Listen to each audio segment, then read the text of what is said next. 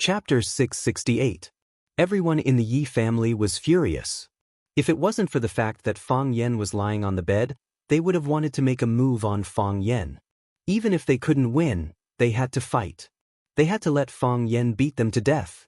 Yi Fengsheng was caught in a dilemma and whispered, "I think it's better to figure out the situation first. We have to wait for cousin to wake up to know what the situation is. Isn't that right, everyone? If we misunderstood Fang Yan, wouldn't we have to apologize to him? Those who practice martial arts need to be steady and calm, to strike only after the enemy has struck." Yi Fengsheng and Fang Yan were good friends, but Fang Yan made such a big mistake in the Yi family. It was difficult for him to say a word even if he wanted to help. One had to know that from last night until now, several cousins didn't give him a good look. Especially after his first uncle Yi Daowen accused him of revealing the secret path to the Yi clan's ancestral hall, Yi Fengsheng suffered a lot of supercilious looks.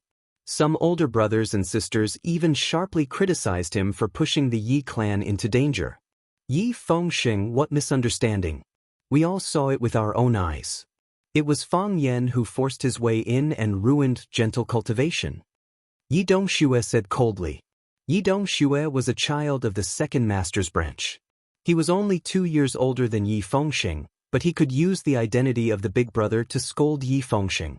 Yi Dongxue saw Yi Fengsheng's situation and could only swallow the words he wanted to say. This time, Fang Yan really angered everyone. Even his father was very dissatisfied with Fang Yan's reckless behavior. Yi Daowen's face was gloomy, and his eyes were filled with anger as he stared at Fang Yan. Yi Daoling's expression was still calm, but he thoughtfully looked at Fang Yan, who had a bitter smile on his face. After the younger generation made a ruckus for a while, Yi Daoling waved his hand and signaled everyone to quiet down. Yi Daoling looked at Fang Yan and said, "Fang Yan, how do you feel now? Are you all right?" Fang Yan said uncertainly. When he was being attacked and insulted by the people of the Yi clan, he secretly let his true qi circulate through the meridians of his body. Other than the fact that his body felt empty and it was difficult for him to breathe, he didn't feel anything else. Where did the volcano go? They had clearly exploded in his body, but what were the consequences of the explosion? Did he cause any trauma to himself? Why can't I feel anything? Fang Yan was puzzled. That's impossible. With the heat of that volcano and the scale of its eruption, even if it didn't blow people up into pieces, it would at least turn their internal organs into charcoal. They were even prepared to die. Yi Daoling raised his eyebrows slightly and said, "Is it good or bad?" "It shouldn't be good," Fang Yan said. "But I don't feel anything wrong for the time being. Maybe I'll be crippled in the future? Don't worry. I'll let you know when the results are out. Where's the gentleness? How's Tingwen now? You still have the face to mention Wenwan?" Yi Daowen suppressed the hostility in his heart and shouted angrily. "Wenwan became like this because of you." Fang Yan smiled and didn't answer Yi Daowen's question. He knew that there must be a big misunderstanding in this. Yi Daoling patted his elder brother's shoulder and motioned him not to be angry. Then he looked at Fang Yan and asked, "Fang Yan, tell me the truth. What happened last night? What did you do after you broke into the stone room?" Fang Yan reached out and rubbed his forehead and said, "Before I fought with third uncle, I said that I felt that when Nuan's situation was not good. Something might happen." Yi Daowen's eyes were slightly cold, but he endured and didn't say anything. "Later, when I was fighting with third uncle, I took the opportunity to slip away and broke into the stone room under the ancestral hall. When I went in, when Nuan was lying on the floor of the stone room, struggling and rolling. The temperature of her body was very high, and she was about to burn herself. There was a volcano in her body, and then I found a way to move the volcano into my body, and then I fainted.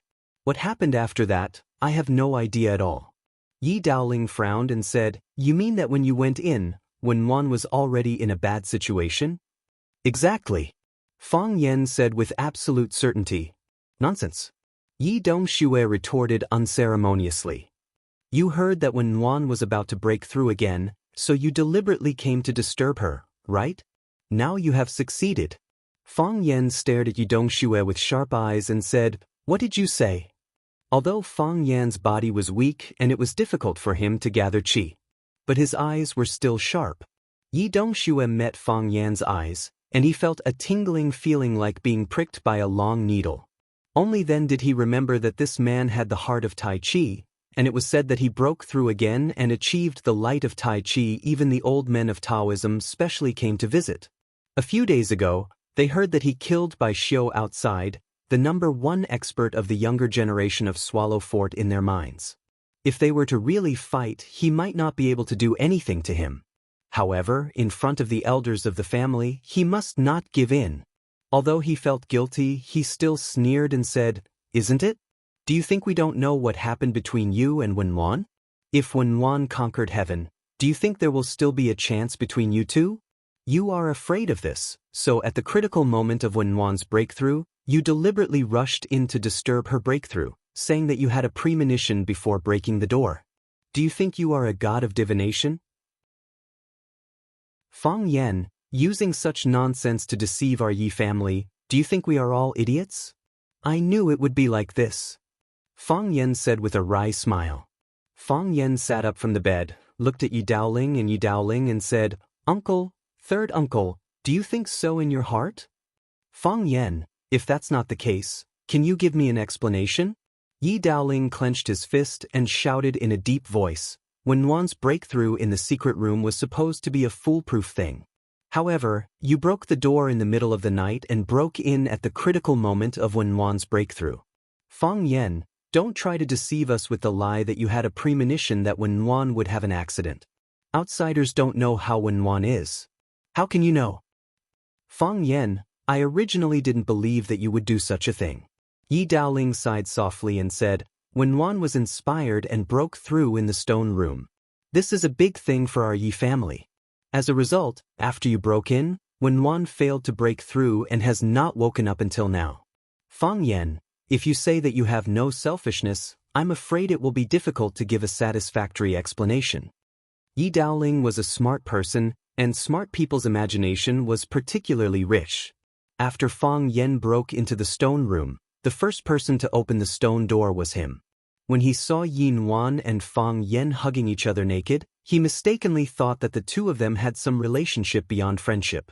Even if they didn't really do anything deep, for a traditional family like theirs, it was enough to scare people.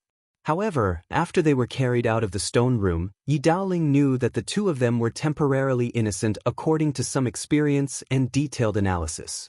Yin Wan still maintained her virginity, and Fang Yan was not a lustful person. However, another problem appeared. Yin Wan failed to break through.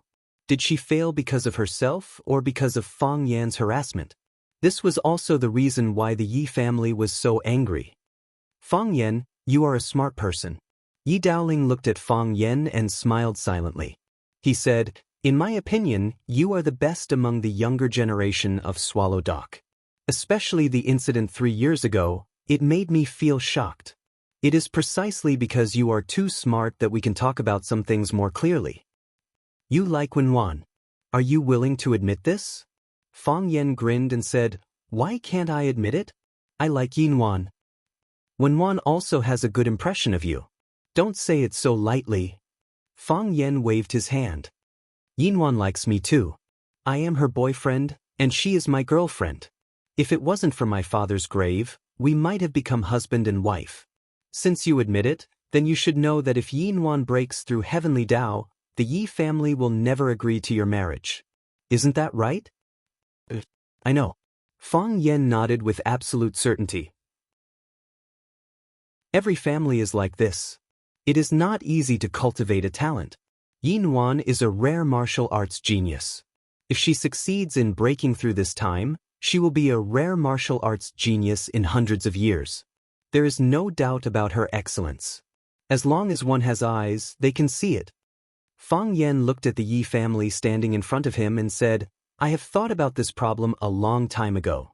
The Yi family will not easily let go of Wenwan. If we want to be together, we will definitely encounter a lot of obstacles. However, there is no other way. I have already fallen in love with her. Since I have fallen in love, then there is no way to find another woman to fall in love with. If it is so easy to do, then this kind of love is not love. This kind of love is not worthy of Yin Wan. What else can I do? Fang Yen shrugged his shoulders and laughed self-deprecatingly. He said, as long as you don't kill me or cripple me, I will marry her as my woman. This is something that has been decided a long time ago. It has been decided 3 years ago. I will not change and she will not change, so only you can make some changes. Chapter 669. Autumn was gradually approaching, and Swallow Dock was now a bit chilly. The leaves of the locust trees in the yard were still lush, but they were dazzling yellow. The sunlight, which was not so hot, shone on these yellow leaves, making them more golden, and even the edge of the leaves seemed to leak light. Most of the people in the room were wearing unlined shirts, which didn't make people feel cold. For martial arts practitioners like them, a little cold wind couldn't hurt them at all. Even in winter, it was easy for them to swim naked.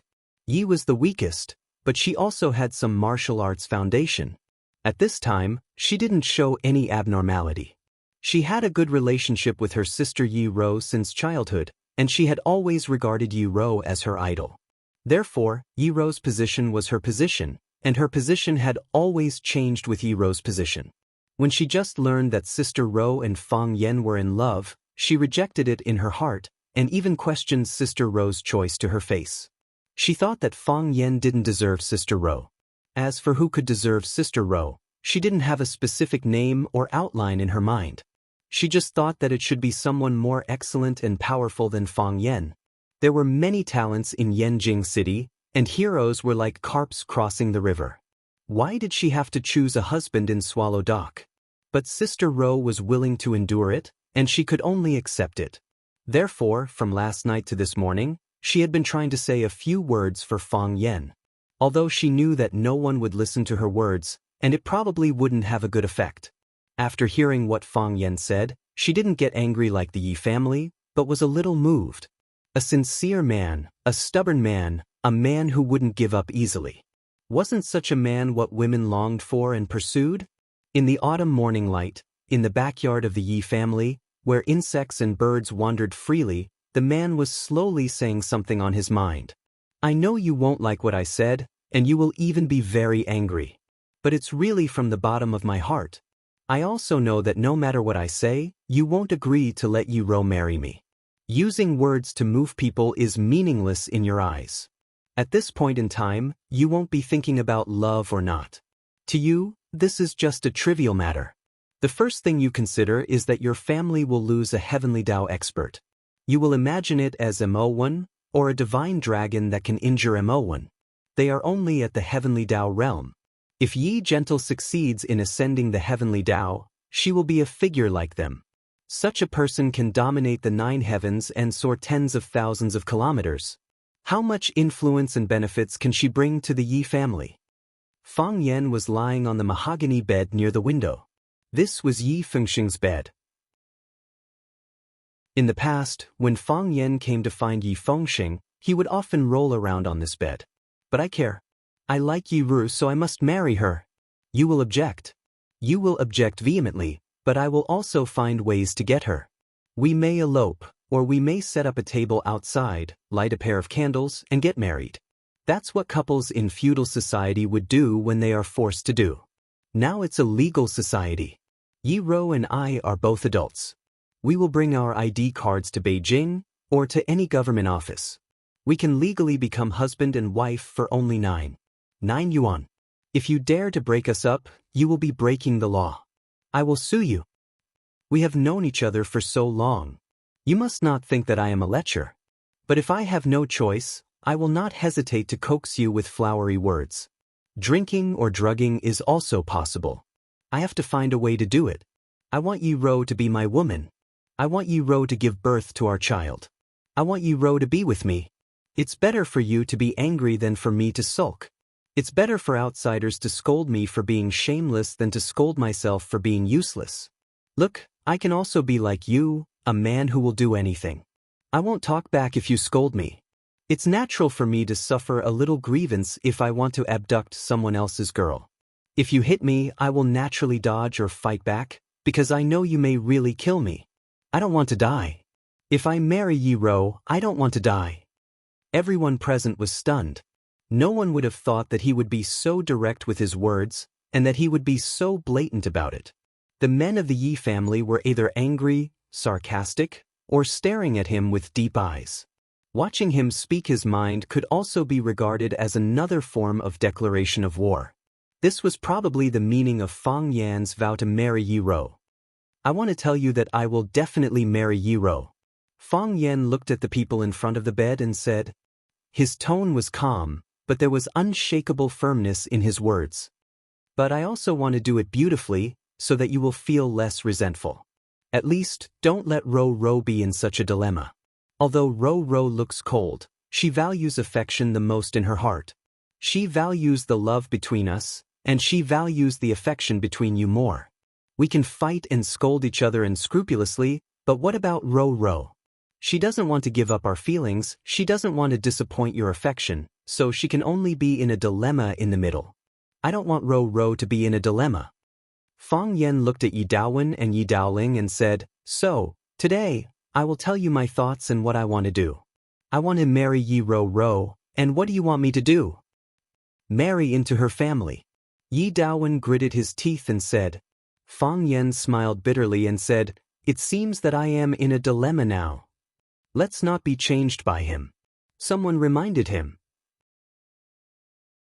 He hasn't confessed whether he deliberately destroyed Sister Rou's breakthrough. How can I prove that I didn't mean it? Fang Yan looked at the young man and asked. When Rou wakes up, won't everything be revealed? What if Sister Rou is biased? The man retorted unwillingly. Do you want to force him to death? A cold voice sounded behind them. Everyone turned around and saw Yi Rou in black standing behind them, coldly glancing at the people in the room. Her face was pale, her eyes were lifeless, and she had to rely on the support of a young maid even to stand. The failure of this breakthrough really had a great impact on Yi Rou. Rou, you're awake? Yi Daowen hurried over. After all, she was his daughter, and as a father he was very concerned. Yi Daoling walked over, reached out his hand to feel Yi Rou's wrist, and said in a deep voice, Your pulse is weak, and your breath is difficult to find. It may be caused by excessive fatigue. Why don't you have a good rest when you wake up? What are you doing here? Yi Rou's gaze passed through the crowd and met the eyes of Fang Yan, who was sitting on the bed. Yi Rou was fine and Fang Yan grinned. Fang Yan was fine, and Yi Rou also chuckled. One smiled openly, and the other smiled gently. This smile was particularly dazzling in the eyes of many people. He is my savior, Yi Rou said aloud. Rou? Yi Daowen raised an eyebrow and said, What happened at the time? You can't talk nonsense about this kind of thing. Yi Daowen was worried that in order to protect Fang Yan, Yi Rou would deliberately say something beneficial to Fang Yan. If he is a narrow-minded person. Yi Rou's gaze was still on Fang Yan, but she answered her father's question, Do you think I will like him? Yi Daoling looked at his elder brother, Yi Daowen, and said with a smile, Rou, don't blame your father. He's also worried about you. There are some things you may not be clear about. At that time, it was the critical moment of your seclusion. Fang Yan broke the door, and I even fought with him. You also know the attitude of the family towards your seclusion. Everyone was careful, for fear of affecting you. So, Fang Yan barged in so casually. We were worried that he would disturb your state of mind, but it didn't mean that he had any bad intentions. We were protecting you. Fang Yan also said it was to protect you, but the result was. So, we just wanted to figure out the problem. I encountered a problem during my seclusion. I couldn't make up my mind. Yi Rou said. What aspect couldn't you make up your mind? Yi Daoling asked. Severing my emotions. Yi Rou said. Hiss. Yi Daoling sighed softly. He didn't expect to face such a problem while climbing the heavenly Tao. With his cultivation level, he didn't need to consider such a problem for a while. However, if it was just severing his emotions, why couldn't he make up his mind? One had to know that the heavenly Tao was the only great Tao in the world. Serving the Tao was also fundamental. In order to climb above the heavenly Tao, what was the point of caring about love? The elusive black dragon, the divine dragon that soared into the sky, and the talented azure dragon were all heavenly Tao realm experts. Weren't they dedicated to serving the Tao? How could they be affected by the mundane matters? To them, these were ultimately trivial matters. A person might only have one such opportunity in their life. If they lost it, it would probably be too difficult to break through again. Yi Daowen looked at Yi Ro with a puzzled expression and said, "Emotions? How do you sever it?" "That crane is Fang Yen. That deer is Fang Yen. That enemy general is Fang Yen. That malicious ghost is also Fang Yen." Yi Ro looked at Fang Yen with a burning gaze before turning her gaze away shyly. She said, "I can't bear to kill him." Chapter 670. That crane is you, that deer is you, that enemy general is you, and that malicious ghost is also you. So, I can't bear to kill you. Yi Ro said it lightly, and there was only a little shyness on her face.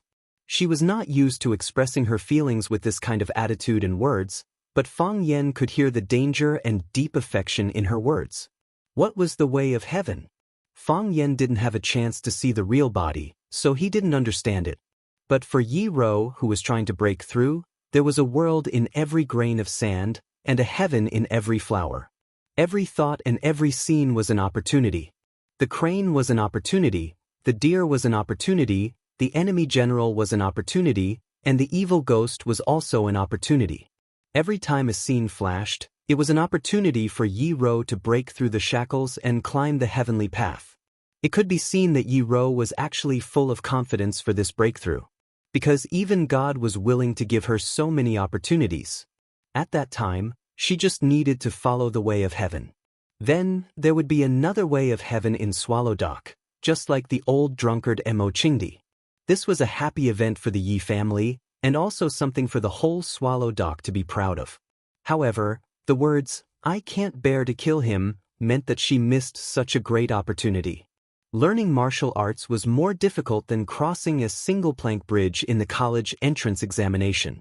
No matter good or bad students, no matter how hard they studied or how lazy they were, as long as they endured for a certain period of time, the school would give them a fair chance to take the exam. But climbing the way of martial arts wasn't like that. There was no competition. You only needed to give yourself competition. There was no examiner. Your strength was the biggest affirmation of yourself. Ordinary people would have to wait for decades, but Yi Gentle let it in so easily. She let go of the chance to climb the way of heaven. Between the way of heaven and Fang Yen, she chose Fang Yen. Fang Yen had to admit that Yi Ro's words touched him. His heart was full of affection, and even his eyes were a little red. Others didn't know what she had paid for this, but he did. She went against the way of heaven, and in the end her realm collapsed, her energy scattered, and her whole body burned like a volcano that was about to erupt. If he hadn't arrived in time, Yi Ro might have died.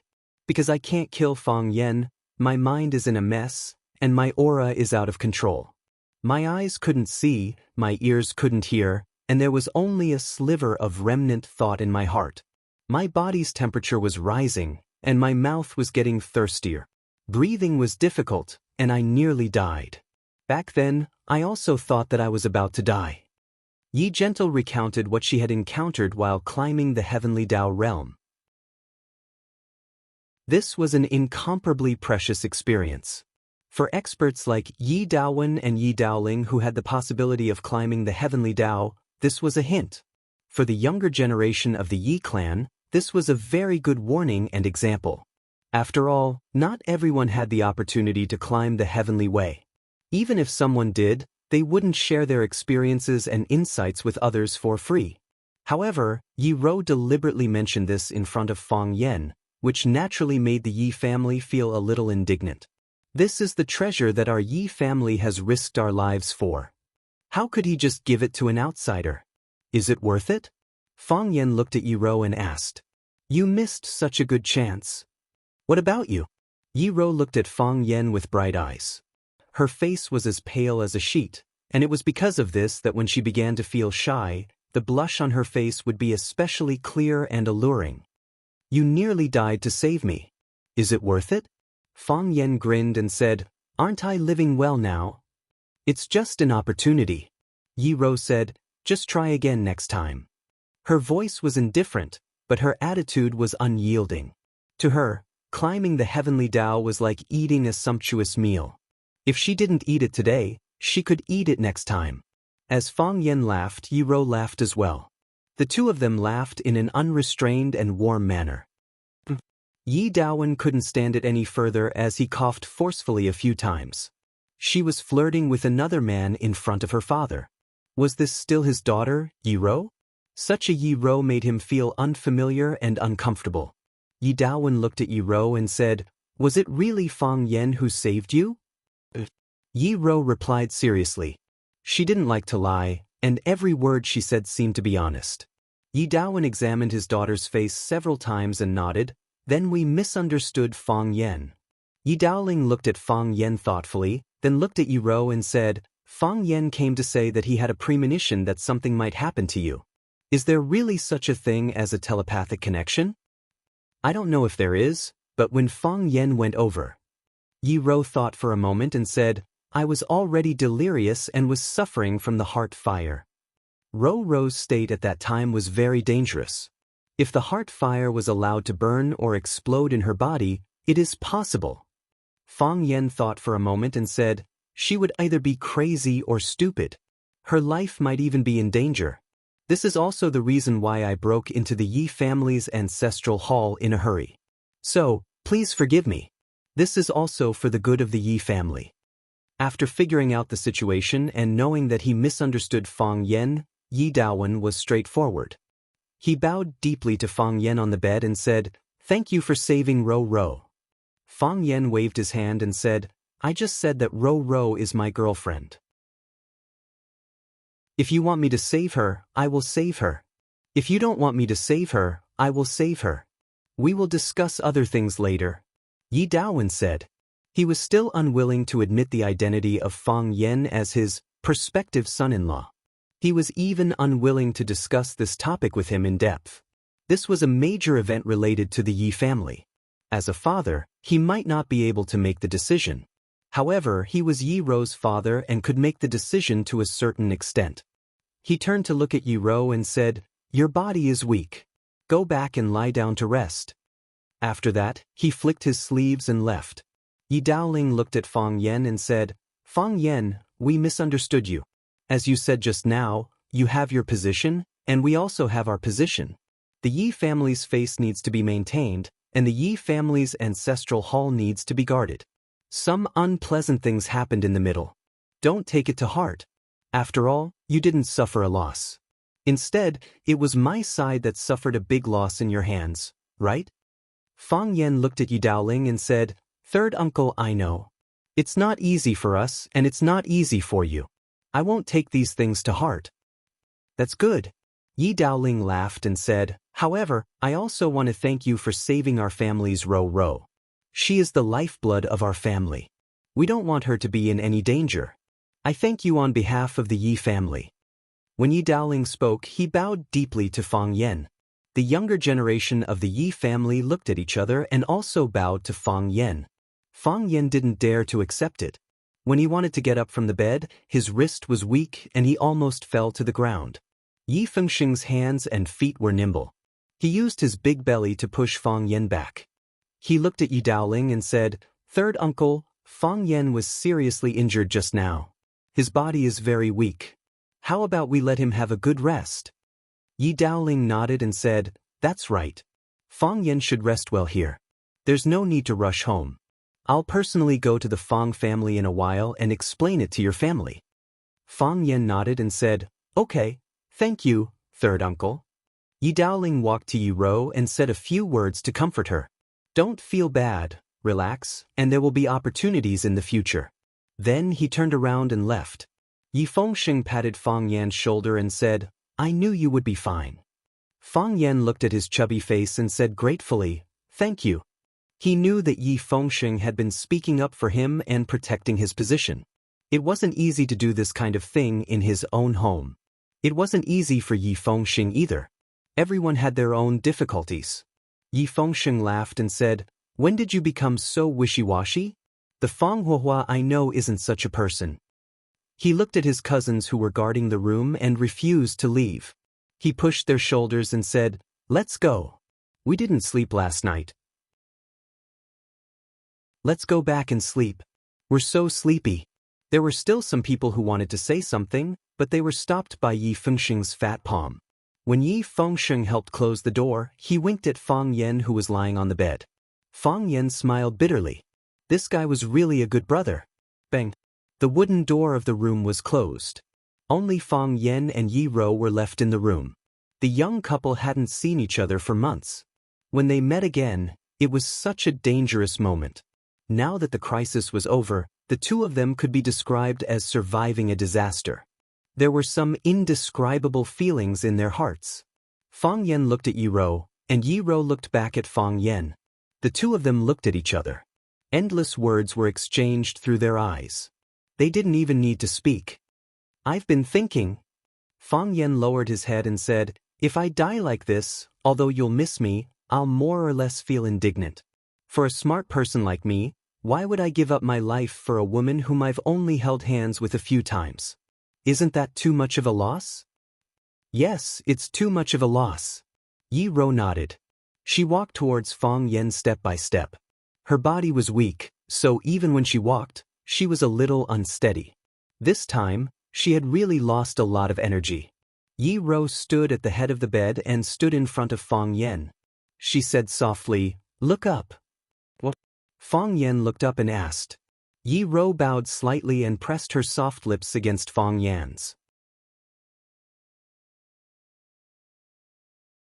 Chapter 671.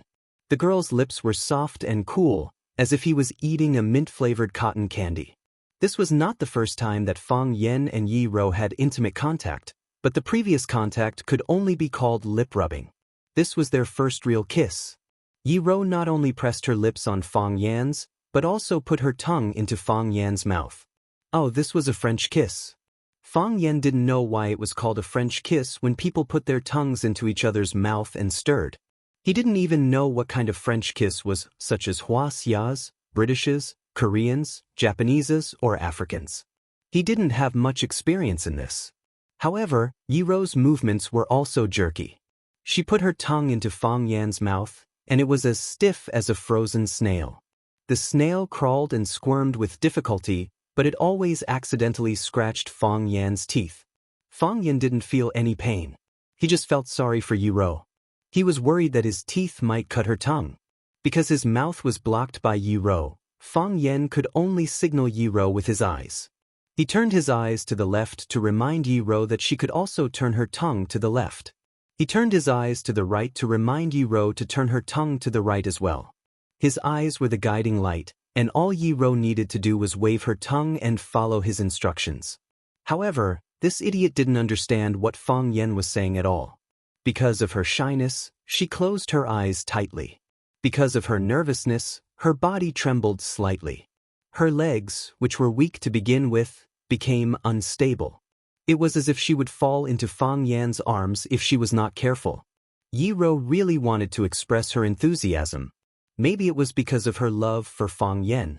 She was doing this very seriously, but she wasn't good at it. Serious children were worthy of encouragement.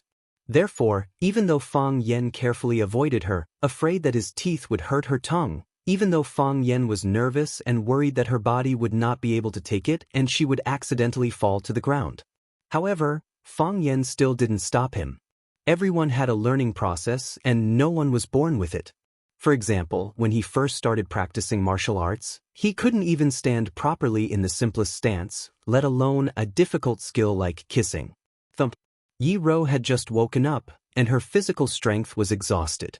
Finally, she could not hold on any longer and fell forward.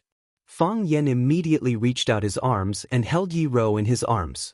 The warm and fragrant body entered his embrace, and their bodies collided firmly together. At this time, Yi Ro didn't have the toughness of a martial arts master, nor did she have the arrogance and coldness of her usual temperament. She was like a little woman who hadn't recovered from a serious injury, lying in the arms of her man happily. That place made her feel safe. Sense of security? Yi Ro chewed on this familiar yet strange word in her heart. In the past, she never felt that it was dangerous. She just felt that there was no challenge in life. This word should be used on others. She had never felt this way before. Fang Yen held Yi Ro tightly in his arms and whispered, "Before I woke up, I had a dream. What did you dream about?" Yi Ro asked aloud. "A bad dream. Bad dreams must be told," Yi Ro said. "My mom said that bad dreams won't come true after they are told. Did your mom say that?" Fang Yen laughed. This Yi Ro was so cute, just like a naive little girl. Of course, she was originally a little girl. It was just that her talent in martial arts was so outstanding that people always forgot her age and gender. Because she was so powerful, no one had ever thought of protecting her. "Yes." Yi Ro pressed her head in Fang Yan's arms and nodded gently. Her forehead rested on Fang Yan's chest, which made Fang Yan feel a burst of itch. "Okay." Fang Yan thought for a while and said, "Actually, I don't remember it very clearly. I just feel that my head was in a mess at that time, and images kept flashing in my head. In the dream, Bai Xiu didn't die. He was still alive and even more powerful than before. He said that he also liked you and challenged me. We had a fight and I defeated him again. But I don't know what happened, but you left with him.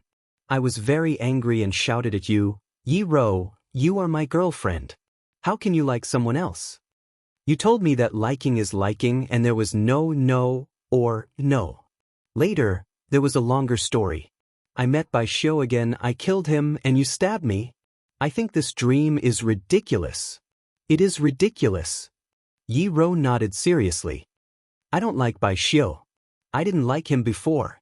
Fang Yen opened his mouth and laughed. Yi Ro really didn't like Bai Xiu.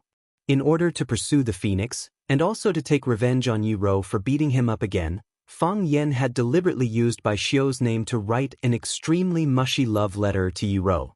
Yi Ro had actually run over to Bai Xiu and beat him up. "At that time, I knew that the love letter was written by you," Yi Ro said in a low voice. "You knew?"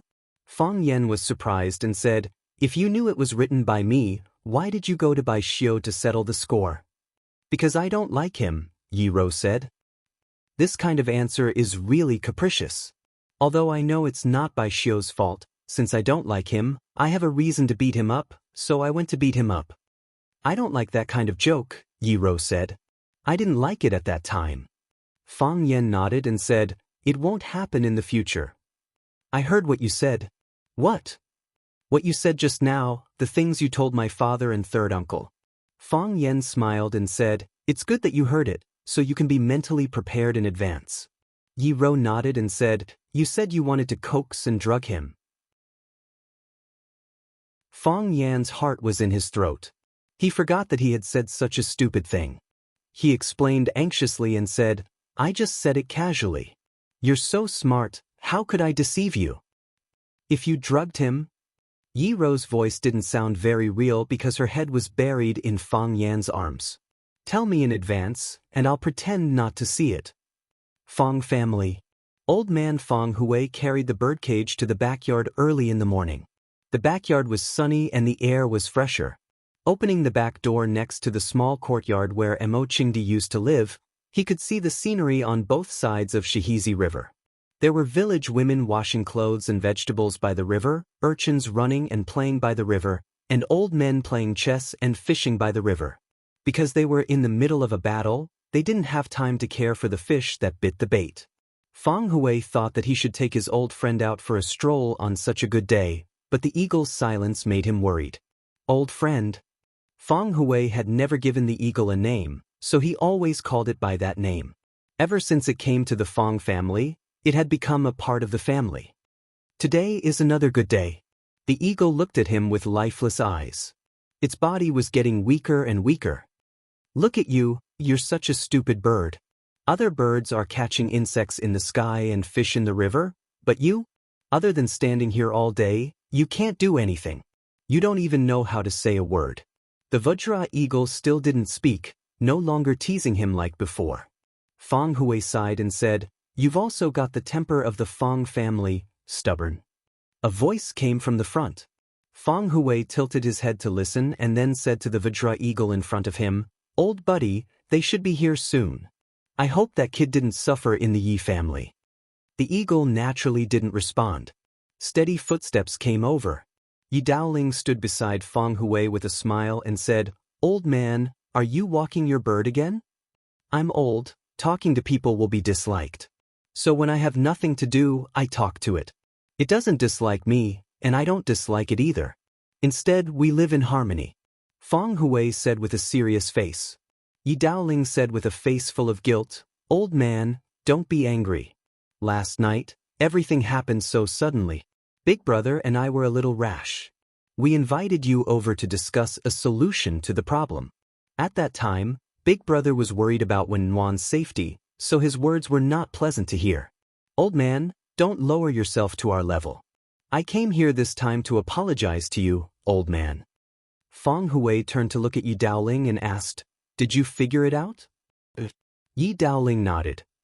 Feng Yan really broke into the Yi family's gate to help Wenwan. It happened suddenly, and we didn't quite understand his behavior. That's why there was a series of misunderstandings. You know it, but I don't. Feng Hui sneered and said, "My grandson was worried about Wenwan's safety. He didn't even give me the time to explain and ran to your Yi family. What's the result?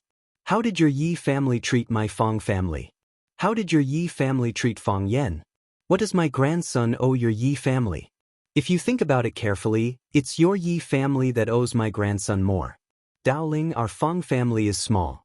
We can't let others bully us, right?"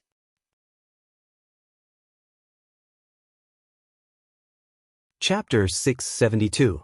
A family was equivalent to a fruit tree, and the members of the family were the fruits of the tree. Most of the fruits on the fruit tree of the family were the type with ordinary aptitude. They were not pleasing to the eye and hated to taste. This was also the reason why ordinary people or ordinary families occupied the majority of the world. This was the foundation of society, the base of the pyramid. A few of the fruit trees of the family would have one or two geniuses with above-average aptitude. They could not lead the whole family to charge forward, and they were far ahead of the other children of the family, neighbors, and friends. Therefore, these people were the object of envy. Some lucky clans would have several big and sweet fruits on their fruit trees. Like the Yi clan, where the 3 tigers advanced side by side, the 3 tigers took the lead to attack the city and pillage the stronghold, while the other clan's disciples waved flags and shouted war cries to support the attack. This kind of clan was extremely rare. Once they appeared, they could become the best in their field. For example, the families on the wealth list every year, they jointly controlled billions of funds through blood ties. The Feng family had a strange talent. All the people of Swallow Dock said so. The Feng clan was not a top-notch clan in Swallow Dock.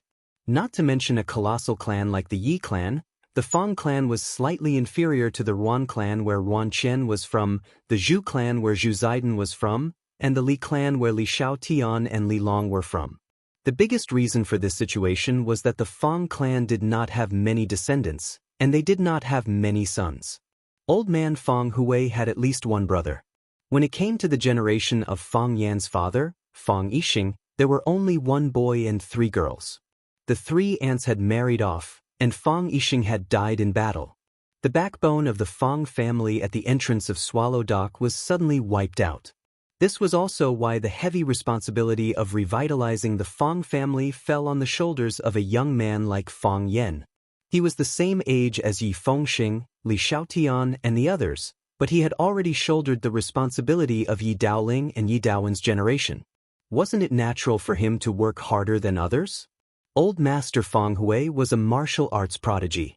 Feng clan's Tai Chi Kung Fu, which was famous for its gentleness, was modified by him. He infused it with a strong and forceful force, turning it from a strong body into an invincible, killing technique. Even Mo Qingdi and Feng Yan were deeply influenced by this kung fu. Feng Hui was already famous at a young age, and the people he associated with were the best in the inner river. Later, he was chosen by a leader within the Red Wall and became the emperor's personal guard. Feng Hui's legs were paralyzed in the prime of his life, and he became half a cripple. On the other hand, Feng Hui's only son, Feng Yixing, was not proficient in martial arts, but was rather interested in calligraphy and painting. The Feng family sank to the bottom of the valley. However, The Fong family had produced someone like Mo Qingdi. Strictly speaking, Mo Qingdi could not even be considered as a true member of the Fong clan. He was merely a disciple that Fong Hui had taken in from the outside when he was young. However, as he practiced, he was able to comprehend the Tao through martial arts and became one of the 3 dragons of Huaxia, the Azure Dragon. Not only the entire Swallow Dock, but even the entire pugilistic world and Huaxia had a whole new level of respect for the Fong clan. Don't underestimate the enemy. When they were at their peak, who would dare to speak harshly to the Fong clan? At that time, the Fong family was in the limelight. Even the 3 tigers of the Yi clan, who were shining brightly now, were suppressed by Mo Qingdi to the point that they could barely breathe. There was no chance for them to stand out at all. Misfortune never came alone. When Mo Qingdi was at his peak, he accepted the challenge of the dragon god and his tendons were cut off by the dragon god. Just when everyone looked down on the Fong clan again, some people sighed, and some people were gloating. Fong Yan stood up. Fong Yan comprehended the heart of Tai Chi in his 20s. No one dared to look down on the Fong clan, but there was no way to pay too much attention to the Fong clan. It was like the fruits of a fruit tree. Most of them were thin and ugly, but there was a chance that one of them would mutate and become the most dazzling one in the entire forest. Fong Hui was like that in the past, Mo Qingdi was like that later, and Fong Yan was like that now. Yi Daoling lived in Yanjing most of the time, and there was a huge gap in age and seniority. There was little contact between the two. However, he didn't dare to have the slightest contempt for this old man. Not to mention his identity as the emperor's guard, he shamelessly ran to the Yi clan to challenge them. In the end, Yi Rou forced his precious grandson, Fong Yan, to use the heart of Tai Chi. Just take this investment as an example. He was also extremely foresight, right?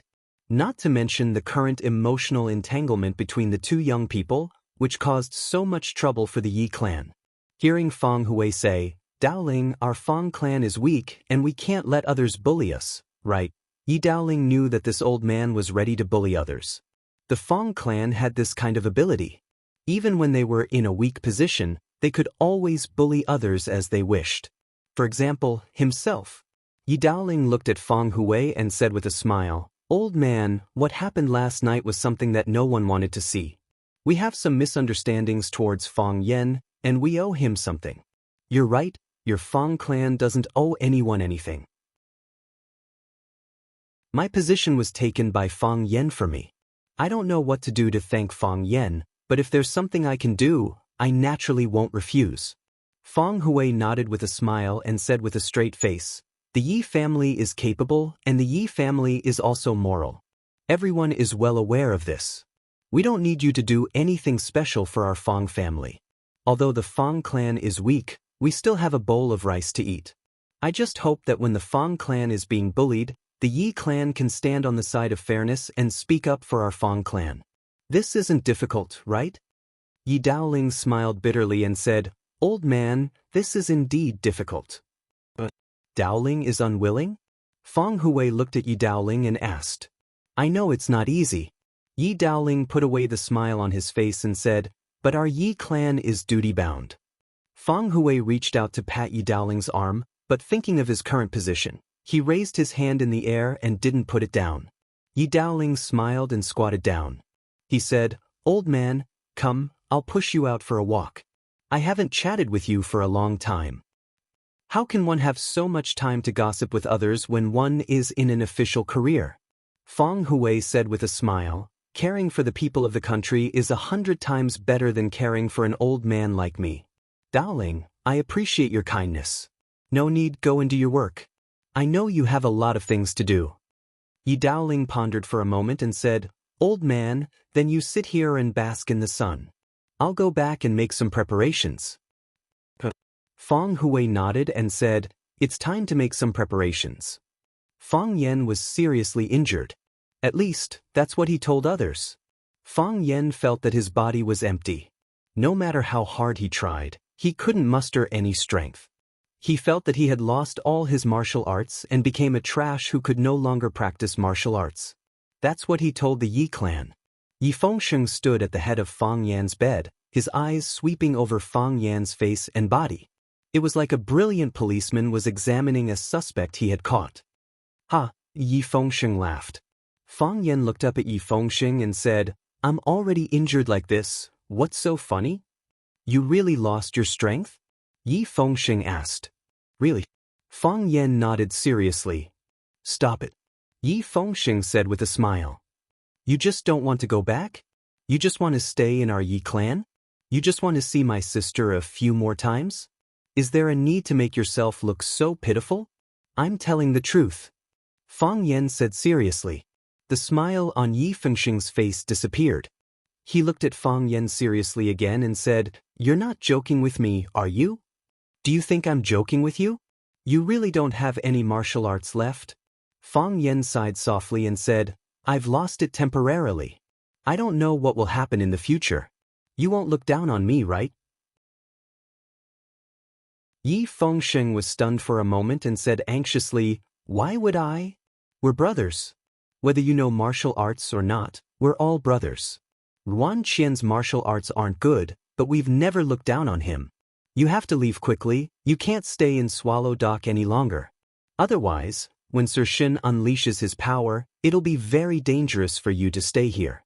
You can't go back to Flower City either, it's also very dangerous there. We'll go to North Sea, where there aren't many people. It won't be easy for them to find us. Zidan is there, I'll go with you. If anything happens, us brothers can take care of each other. Kolo, Tian, Ruan Qian, and the rest to go with us. When we're free, we can catch birds and hunt for rabbits as an ambush from 10 sides, Fang Yan added. Yi Fengsheng threw a punch at Fang Yan's face and scolded, Fang Huohua, you idiot. You're joking about something like this? Fang Yan tilted his head to dodge Yi Fengsheng's attack and explained, I was hoping that you could cooperate with me. With your personality, if I told you that I'm fine, wouldn't you show all your emotions on your face? Everyone in your family is smart. They only need to take a look at you to know what kind of situation I'm in. If I didn't act more seriously, they would have already chased me out of the house, right? Yi Fengsheng thought about it and accepted Fang Yan's reason. He said, My sister's body is weak now, she won't be able to leave the house for a while. It'll be good for you to stay with her. However, you don't have to go to Sir's place for the time being, right? Fang Yan was silent for a long time, then said in a low voice, The beauty cave is the best place to wear down a man's willpower. After seeing gentleness, I suddenly lose interest in everything. Because I see things that are too beautiful, I hope that those ugly things that people don't want to accept will come later, or even never have to face them. However, I still have to face them in the end.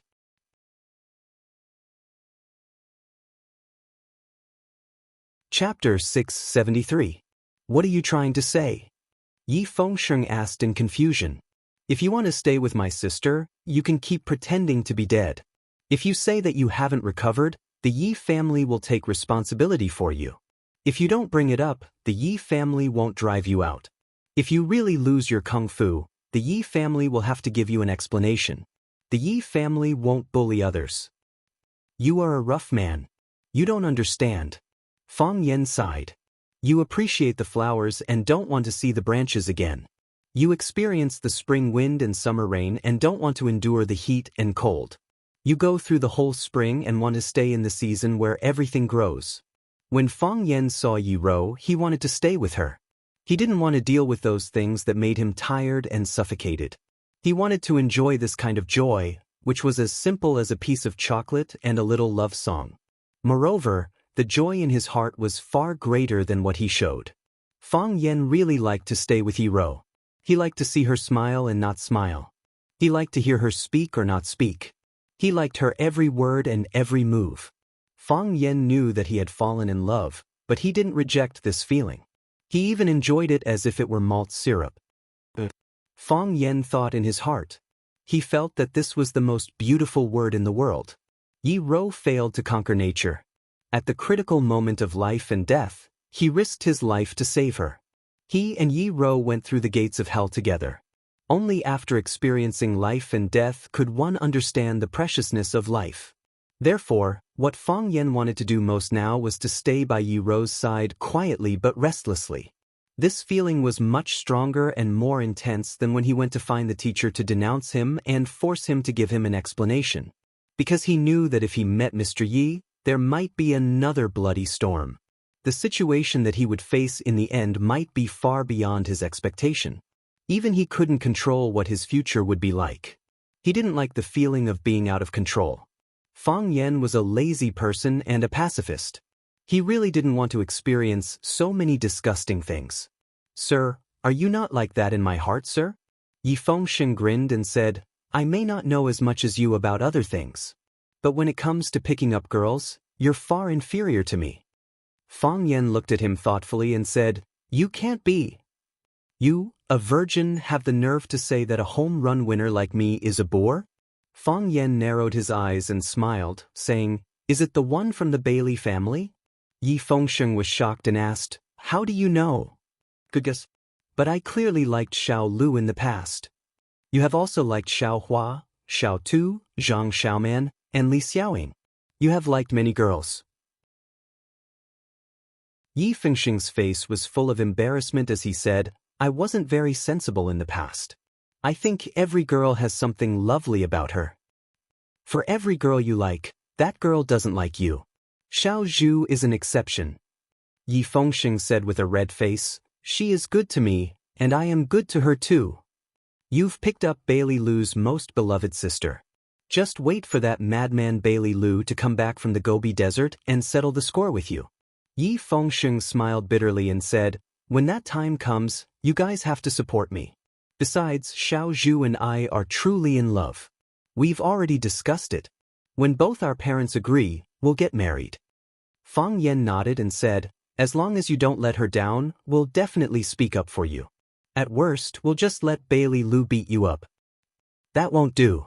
My soft and tender skin can't withstand the ravages of a madman like him." "You didn't think about this when you were picking up her sister?" "I thought about it." "Then why are you still picking her up?" "How can you say that? You're too bold for your own good," Yi Fengsheng said with a smile. "Besides, with you guys around, I'm not afraid of Bailey Lu. He's no match for you. You're really good at scheming," Fang Yan said with a sigh. "But I still can't beat you? If you were to lie here for 8 to 10 years, wouldn't the matter between you and my sister be set in stone? If you live in our Yi family, would they be able to recruit other men? Wouldn't they laugh at us?" Fang Yan sneered and said, "If I want to marry Teng Nuo, I'll do it openly. I'll use 8 sedan bearers and 100 Bentleys to send the bride to Yanjing City for 3 laps. Then, I'll bring her back to our Fang family in Swallow Dock. Is there a need to use such dirty tricks?" Yi Fengsheng nodded repeatedly and said, "That's right. That's how it should be done. Women all like to be ostentatious." Fang Yan waved at Yi Fengsheng. Yi Fengsheng put his big face over. "Go and tell Teng Nuo that there's something wrong with my current situation." Fang Yan whispered in Yi Fengsheng's ear. "Don't say that I told you. Just say that you found out when you came to see me. Say that I'm enduring the pain and don't want her to know. Understood?" Yi Fengsheng nodded seriously and said, "I'll say that if she doesn't come to see you now, she'll never see you again." Fang Yan slapped Yi Fengsheng. Yi Fengsheng laughed out loud and dodged like a nimble rabbit. "Continue pretending to be dead. I'll go get someone for you." Yi Fengsheng ran to the door and said to Fang Yan when he closed the door, "But my sister may be resting with the great ancestor. She may not be able to come over. Don't let the great ancestor know that I'm dying." Fang Yan warned. The great ancestor came. The great ancestor came with Yi Rou. The great ancestor stood at the head of the bed and looked at Fang Yan, who was lying on the bed with a weak body and an ashen face. She said to Yi Rou in her extremely hearty voice, "I thought this guy deliberately instigated the rumors to deceive us. Looking at his situation now, I'm afraid he really can't make it." Fang Yan wanted to beat Yi Fengsheng to death. "No, I encouraged Bailey Lu to beat him to death. We agreed not to let the great ancestor know, but you've brought her here." Yi Rou looked at the embarrassed Fang Yan with great interest, and a seductive smile appeared at the corner of her mouth. "Little Yanzi, where do you feel uncomfortable?"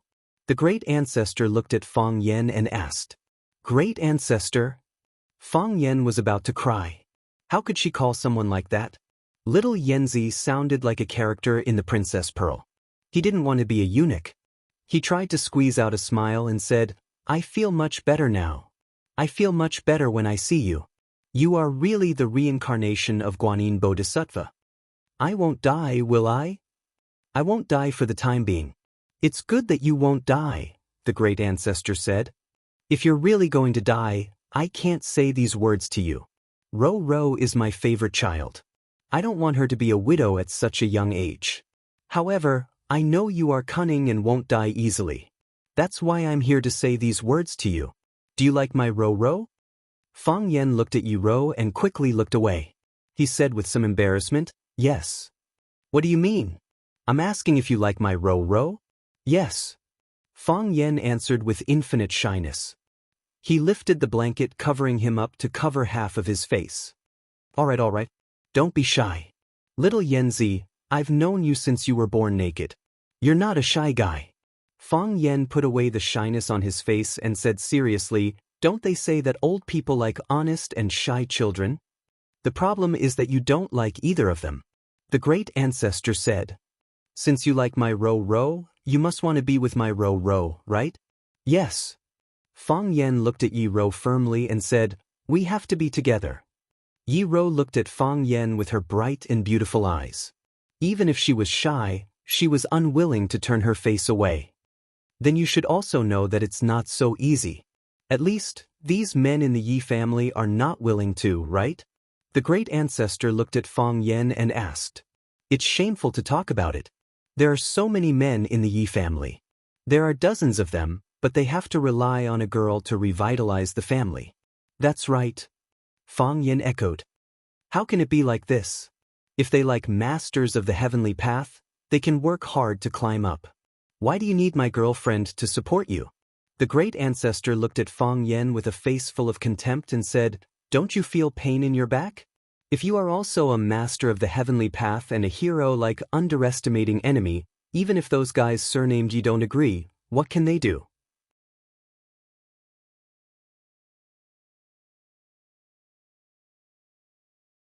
Chapter 674.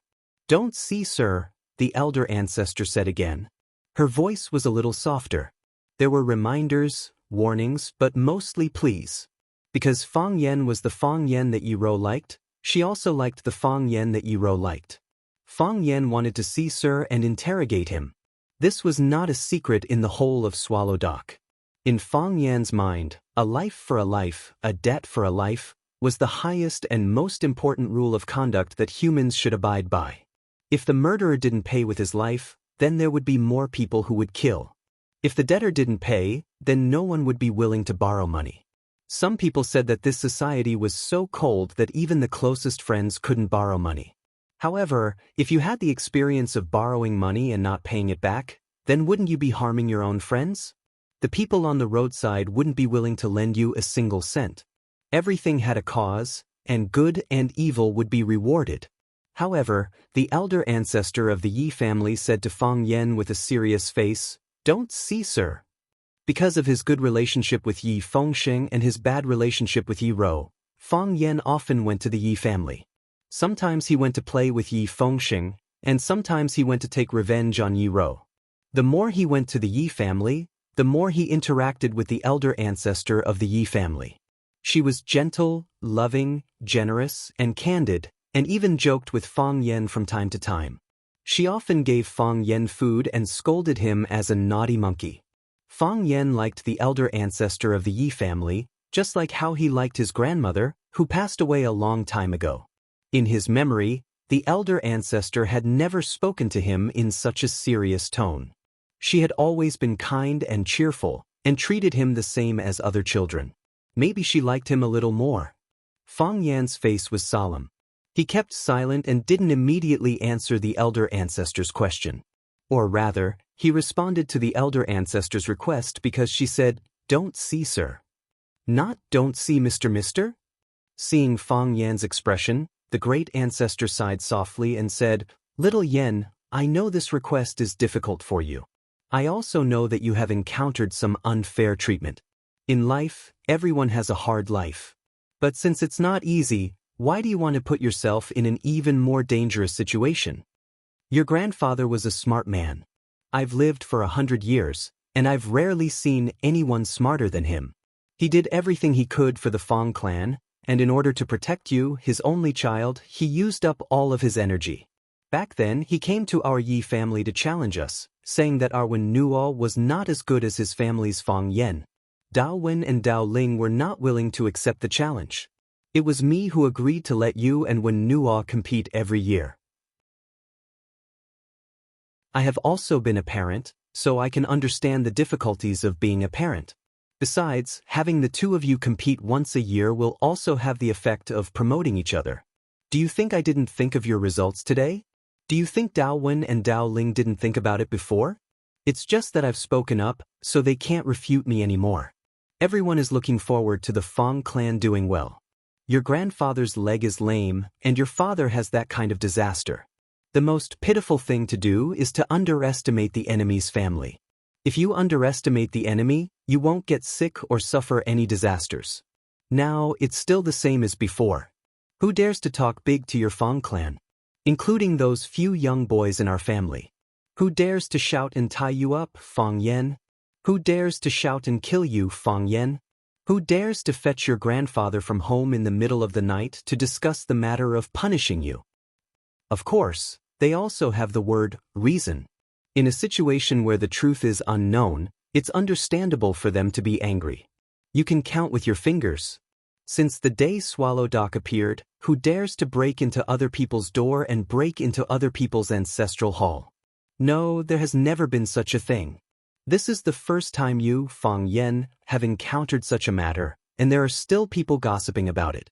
Just this morning, Yi Dongxue went to find the Qian clan's eldest son to compare notes, and broke one of his arms and one of his legs. Only then did they stop.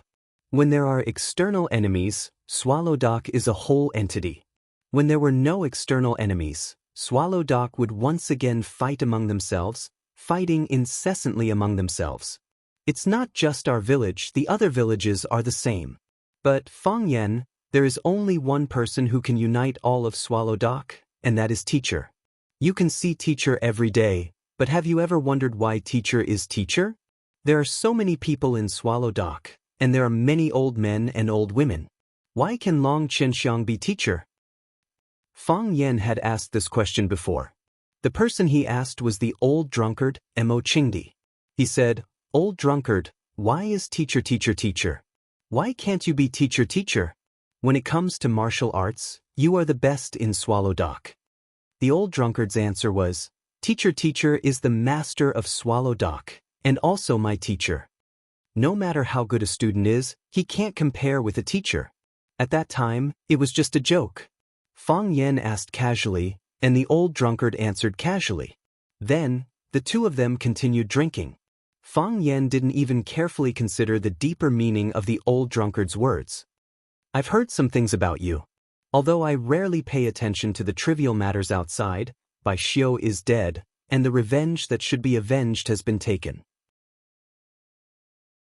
Let yourself rest for the time being, give yourself some time, and make yourself stronger. Isn't this the right way? Why do you force yourself to live such a hard and tiring life?" The great ancestor reached out to hold Yi Ro's little hand and said, "I'm telling you this because I feel sorry for Yi Ro. I know how you feel about her, and I also understand her character. She will definitely support what you want to do unconditionally. She won't say anything, but she will do it with you. If you are safe, she will be safe. If you take risks, she will take risks with you." Fong Yen turned his eyes to Yi Ro, and Yi Ro looked at him with a silent smile. Grandmaster was right. She knew Yi Ro well. Yi Ro didn't talk much, but she liked to express her feelings with actions. If Fong Yen stood on the opposite side of Mr. Yi, she would stand on the opposite side of Mr. Yi without hesitation. In this way, the Yi family was in a difficult position. If the Yi family wanted to protect Yi Ro, they would have to follow Fong Yen. If the Yi family did not protect Yi Ro's life would be in danger. In some matters, it was better for these old people to take a longer view. Fong Yan's throat squirmed as he said in a deep voice, "Ancestor, you're doing this for my sake, for Teng Wen's sake. I completely understand your thoughts. In all honesty, if it were just based on my own likes and dislikes, I wouldn't want to see Sir either. If it wasn't necessary, who would want to offend Sir from Swallow Dock? Who would want to go against an old guy who could raise a freak like Bai Xiu? But, can I not go see Sir? Impossible. Bai Xiu is Sir's disciple, and Bai Xiu killed my father. What is Sir's position in this matter? Does Sir know or not? Sir, are you irrelevant or involved?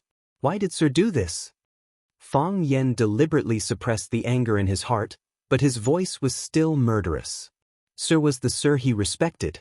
His father was killed by the disciple of the person he respected. Who wouldn't be angry when encountering such a thing? I went to Sir to seek justice, and also to uncover a mystery. If Sir is still the Sir in my heart, then he should tell me the facts and let me know the truth. If Sir is no longer the Sir in my heart, then even if I don't go to him, will Sir not take the initiative to find me? Instead of passively taking the blow, like Bai Xiu went to Huaqing to set up a fatal trap to deal with me, it's better for me to simply return to Swallow Dock, stand in front of Sir, and make it clear to him. If he scolds me, I will scold him back. If he hits me, I will fight back. Even if I die, I will die in this Swallow Dock, in front of thousands of Swallow Dock villagers. The ancestor sighed softly and said, I knew I couldn't persuade you. Fang Yen jumped up from the bed, bowed deeply to the ancestor and said, Ancestor, I have let you down this time. This was also an old man he respected, an elder who wholeheartedly hoped for the best for him. The ancestor waved his hand and said, Didn't you ask Feng Xing to bring a message to Wenro? Let's have a good talk with her. The ancestor moved his little feet and turned to leave, leaving Fang Yen and Yi Rou in the room again. Fang Yen looked at Yi Rou and said, I know, the ancestor is doing this for our own good. Yi Rou nodded lightly. But I can't promise her. I think it's better to settle this kind of thing earlier than later. Fang Yen explained seriously. Yi Rou still nodded and looked at Fang Yen with her watery eyes without blinking. She was calm and sure, but there was no shyness of a little girl. What do you think? Fang Yen said. What do you think? I don't think. Yi Rou said. Your thought is my thought. After thinking for a while, Fang Yen gritted his teeth and said, In this case, I'm going to see Mr. Yi when I feel better. Yi Rou looked at Fang Yen and said, I'll go with you. Don't go. Don't stop me. Don't always look at me like that. Fang Yen felt a little guilty under Yi Rou's gaze and said, I'm a little embarrassed. You're the man I like.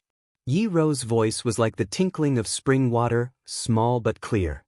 Why can't I look at you more?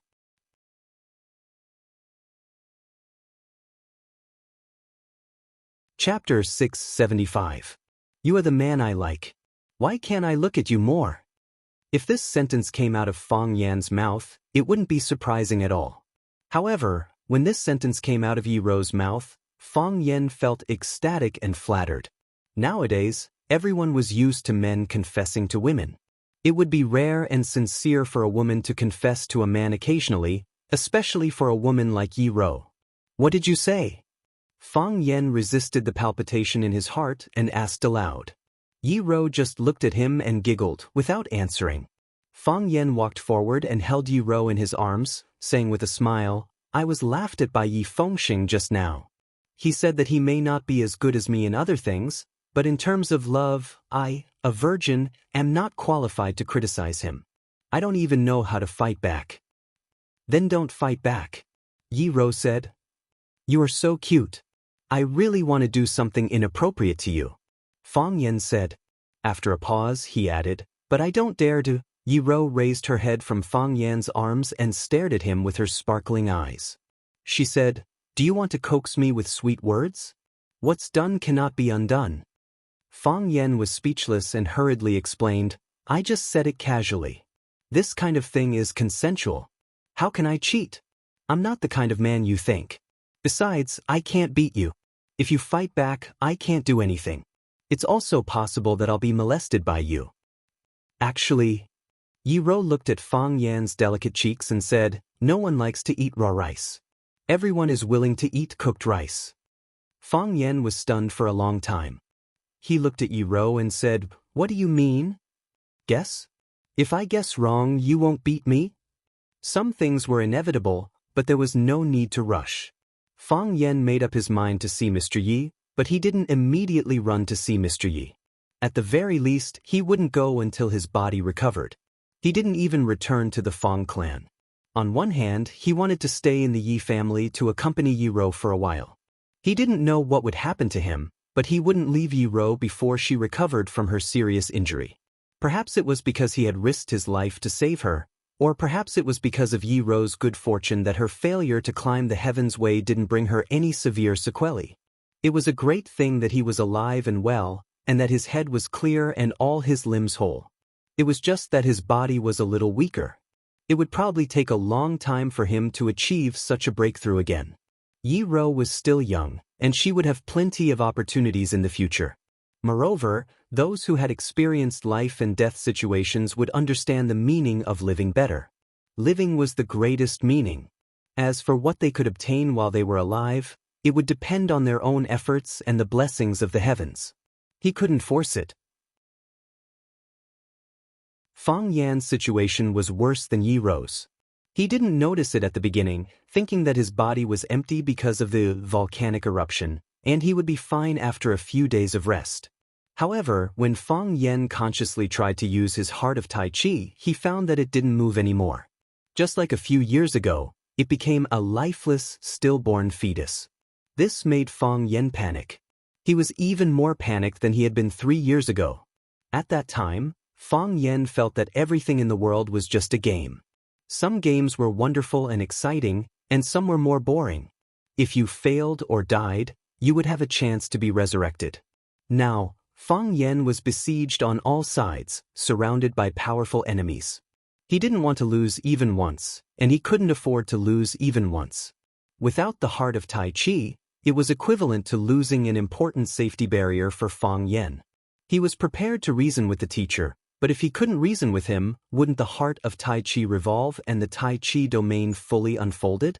Fang Yan was very happy these days. Every day, he stayed with Yi Ro, said some very, very stupid things, and did some very, very stupid things. Of course, this was when Yi Daowen didn't notice. If Yi Daowen was at home, their meeting would most likely be a little unpleasant. Yi Daoling had already returned to Yanjing to work. With the importance of his current work, it was impossible for him to skip work for a few days.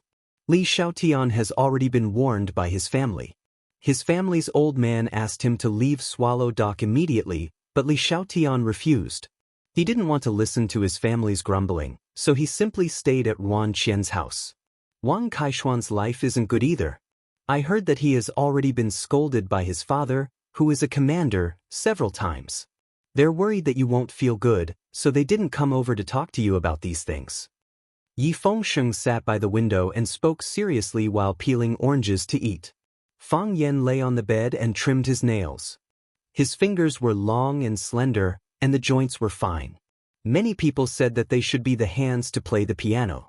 However, he used them to practice martial arts and kill people. Of course, using these hands to kill people was also very good-looking. They're afraid that I'll feel bad, but aren't you afraid that I'll feel bad? Fang Yan used a nail clipper to cut off a nail and said unhappily, "Even if you don't feel bad, my heart will feel bad." Yi Fengsheng said with a chuckle, "Look at what kind of life you're living in our Yi family. You forcibly occupied my room, soaked up my cousin, and even if I gave you food and clothes, you wouldn't change." Fang Yan sighed lightly and said, "I've already said that this is my own matter. Today's situation, wasn't it already predicted long ago? We've also said long ago that your matter is our matter." Yi Fengsheng said with a chuckle, "There's no need to refuse. Some things are more precious because they're difficult. If we were to steal a chicken to beat a dog, would we need to come all the way back from Yanjing? What about in the future? Who cares about the future?" Yi Fengsheng sneered. "Only those who can settle the matter in front of them properly have the right to talk about the future." Fang Yan looked at Yi Fengsheng in shock and said, "I realize that you're not just fat. It's very philosophical, isn't it?" Yi Fengsheng said proudly. Suddenly, those words came out of his mouth. After saying them, even he himself was shocked. Did such logical words really come out of Yi Fengxing's mouth? And stupid. Fang Yan said. Your family has lived here for generations. You don't need to think about the future, and your family doesn't need to think about it either. Let's go. Yi Fengxing stuffed the remaining half of the orange into his mouth. As he chewed until his mouth was full of sweet and sour juice, he threw the orange peel at Fang Yan's face and said, "Here you go." After saying that, he pushed the chair away and left. Fang Yan looked at his back and smiled bitterly. I really don't want to drag my brothers into this. Fang Yan originally wanted to make preparations before going to see Mr. Yi, but he didn't expect to see Mr. Yi unprepared. These 2 days, Yi Rou's body was slightly better. Her face wasn't as pale as before, and her steps were more stable. After Yi Fengxing asked around, he found out that Yi Dawen had gone out to visit a friend. So, Fang Yan asked Yi Rou to go to the stone river in the back of the mountain. Ever since Yi Rou failed to pass the trial, they had been holed up in the courtyard of the Yi clan. They didn't even step out of the Yi clan's gate. Although the Yi clan didn't stop him from seeing Yi Rou, being watched by countless people in the Yi clan made him feel a little restricted. The weather was clear, and the wind was gentle. It was a good day for making love, flirting, and making love. Fang Yan and Yi Rou walked side by side on the path beside the stone river. It was already the end of autumn, and winter was peeking out. Steam rose from the surface of the stone river, and occasionally, white stripes jumped out of the water. The leaves were yellow, but the weeds on the ground were still growing lush. Fang Yan didn't pay attention to his surroundings. He focused all his attention on Yi Rou. He gathered his courage and held Yi Rou's little hand. After waiting for a long time, she didn't beat him up. He finally relaxed and whispered something to her. Yi Rou suddenly stopped. Because they were holding hands, when Yi Rou stopped, Fang Yan also stopped. Fang Yan raised his head and saw an old man walking toward him. It was an old man in a gray robe. He was hunched and walked slowly with a basket of dung. Seeing animal dung on the roadside, he stopped and shoveled the dung powder into the basket with the rake in his hand. His movements were very slow, and his expression was very solemn. It seemed that for him, shoveling dung was the most important thing in the world. After shoveling a pile of dung on the roadside, the old man picked up the basket again and walked toward Fang Yan. He raised his head and saw Fang Yan and Yi Rou, who had stopped moving forward. Yi Rou held Fang Yan's hand tightly. Fang Yan shook her hand back and told her that he was fine. Before they got close, they could smell the stench of animal dung. The teacher stood in front of Fang Yan and Yi Rou with the basket of dung in his hand. He looked at Yi Rou lovingly and said in a blaming tone, "Girl, why are you in such a hurry to break through at such a young age?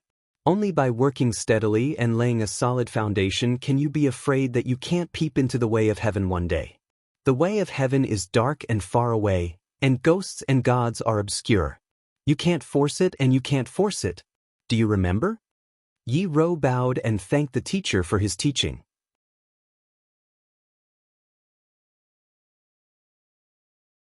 Chapter 676. Thank you, sir, Yi Rou said with a clear voice and a respectful look. Sir was the village head of Swallow Dock and the most respected old man. He was highly respected and had many followers, including Fang Yan, who was also a fan of Sir.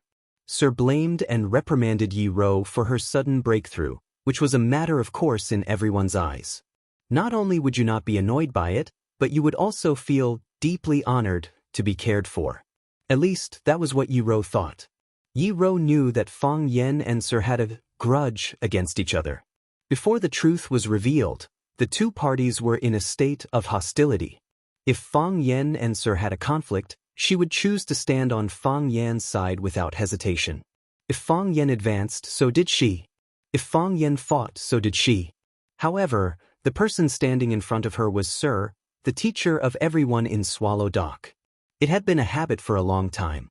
What Sir says is right, what Sir wants to do is right.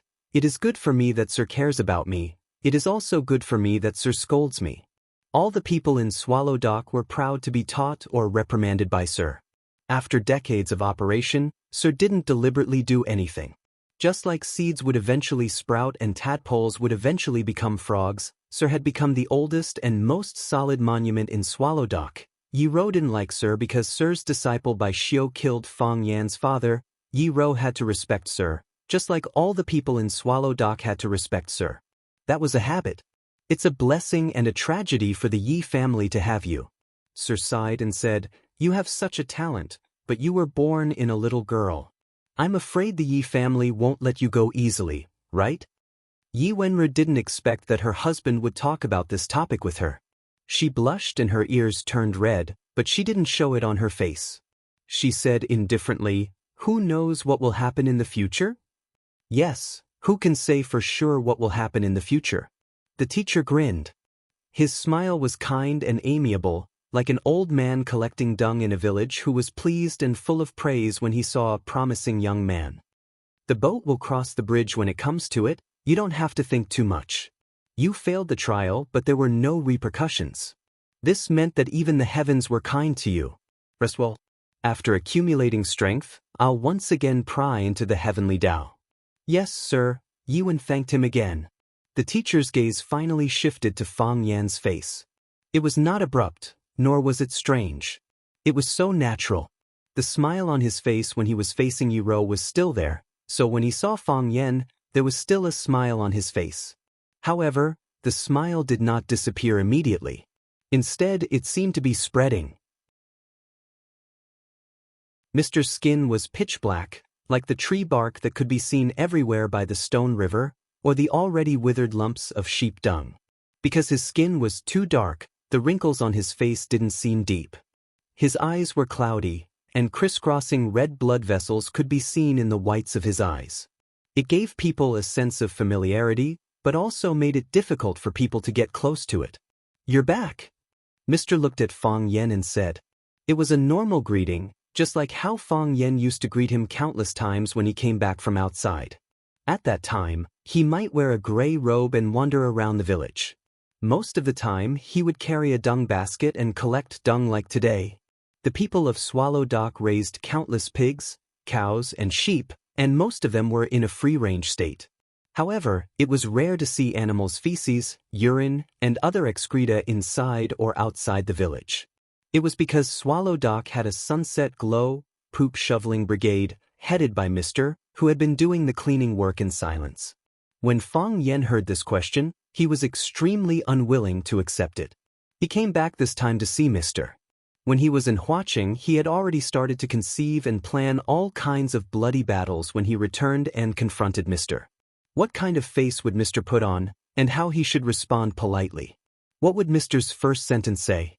He had to give a perfect answer and at the same time make the outside world think that he was a little persecuted man. For this reason, Li Xiaotian, Yi Fengxing, and the others returned from Yanjing one by one to gather at Swallow Dock in order to show off their power. They did not give in even when they were threatened or even beaten by the elders of their families, just so that they could stand up at the critical moment and stand together with Fang Yan with passion and passion. They had already planned for so long and put in so much effort, but was this his attitude? You should be angry, you should be furious, you should be shouting, you could hit people with a dung shovel? Or you could display the dignity and domineering aura of a superior, and then use the schemes and tricks you have cultivated for decades to ask me some sharp but deep questions? How could you do nothing? Did he break the stalemate between the two of them with just a simple, "I'm back"? "I'm back," Fang Yan replied in a muffled voice. Because Mr. didn't play his cards according to common sense, he couldn't play the cards he had prepared. Mr. nodded and said, "I heard from them that you were back a few days ago, and I thought you would go to find me right after. I haven't been to school these days, and I've been making big leaf tea several times a day, but I haven't seen you at all." "What does that mean? Don't take it for granted." Fang Yan thought angrily. Fang Yan looked at Fang Yan and said, "Do you want me to go, mister?" "Of course I want you to go," Mr. said. "The later you go, the worse my character is in your eyes." The teacher looked around and said, "Winter is coming. Before the heavy snow seals the mountain, the animals on the mountain will be more active. After picking up the dung in the afternoon, my throat is so thirsty that it's smoking." Mr. looked at Yi Ro and said, "Ro, go back first. If you go back late, Your family will be worried that they have been tricked by this guy to do bad things. As if he knew that Yi Ro would agree, he turned his eyes to Fang Yan again after saying that, and said, "Come with me. Let's have a private talk." Yi Ro looked at Fang Yan, and Fang Yan nodded to her. Yi Ro still looked at Fang Yan, and Fang Yan said with a bitter smile, "Go back." Yi Ro nodded and said, "I'll go back first." Yi Ro turned around and left, walking towards the village of Swallow Dock. Mr. also carried the dung basket and walked towards Swallow Dock, and Fang Yan followed him step by step. When they arrived at Mr.'s hut, Mr. poured the dung in the basket into the cesspool. The village was so backward that they didn't even use biogas. So after the dung fermented on its own, it was picked up by manpower, carried to the wheat field or the rape field, and sprinkled. Mr. threw the dung basket in the corner outside the courtyard, went to the yard to get a bucket of water to wash his hands and face, and then pushed open the wooden door, took the big enamel jar on the table and gulped down a big mouthful of water. Then he seemed to think of Fang Yan again and said, "Do you want to drink tea?" Fang Yan refused and said, "I've been taking tonic recently, and I'm afraid that the medicine has been neutralized. It's not convenient for me to drink tea." Mr. didn't insist and said, "It's said that you make good tea. Even Dao Ling, who has enjoyed a good life in the city, praises your tea skills. I've never had a chance to taste it." Fang Yan didn't respond. If he didn't solve the knot in his heart, he might not be able to make a pot of good tea for Mr. in his life. Mr. stood at the door with a tea jar in his hand, and Fang Yan stood outside in a white robe. There was only a doorsill between them. The light in the thatched cottage was dim, and Mr.'s face was hidden in this gloomy atmosphere. The sun was shining brightly outside, and Fang Yan, who was dressed in a white robe, looked handsome, like the golden sunlight in the sky, dazzling people's eyes. "You came too late." Mr. looked at Fang Yan and said. Fang Yan nodded and said, "Maybe it's too early. I always feel that I'm not ready, and I want to spend more time with the people close to me. After all, I don't have any relatives by my side. You've always been a good child who values friendship and righteousness." Mr. praised. "What you said is something that everyone should care about. In this world, there's nothing more important than this." Fang Yan's lips curled into a mocking smile, and he said, "If you said that in the past, I would be proud for a long time. Even Mr. praised me, which proves that I must be such an outstanding person. And now? Now I feel that it's a great irony to me." Fang Yan said, "You want me to come earlier? I want you to come earlier. You said that the later I come, the worse your character is in my heart." Fang Yan's eyes became sharp, and he stared coldly at Mr. standing in front of him, and said, "Are you so confident in your character?" Mr. picked up the tea jar and drank a mouthful of tea, and said, "There's hostility in your heart. That's murderous intent." Fang Yan said, 3 years ago, it was hostility, and after 3 years of digestion, it has long become murderous intent." "You don't want to kill me," Mr. said. "If you wanted to kill someone, you would have thought of a way to kill him." Mr. looked at Fang Yan and said, "Conspiring, ambushing, poisoning, or any other method. These are all things that you, Fang Yan, can do."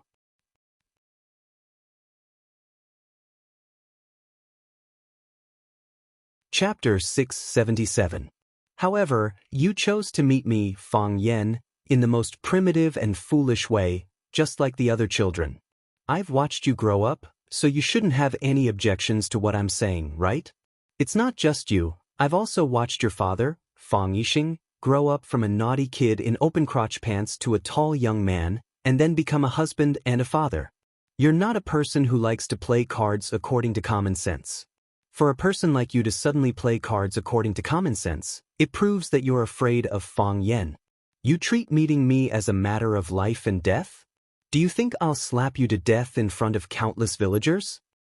Fang Yan, what do you take me for? And what do you take Swallow Dock for?" Sir's tone was very casual, and his expression was very calm.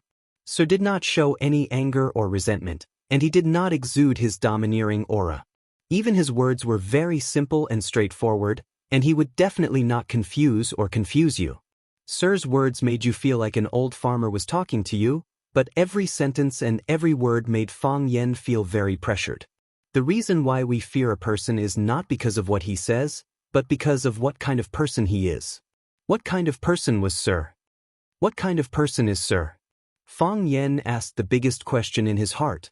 Sir held a large enamel jar and narrowed his eyes as he sized up Fang Yen, who was standing in the divine light.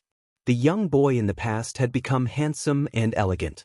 In terms of temperament and demeanor, Fang Yen could be said to be the most handsome young man in Swallow Dock.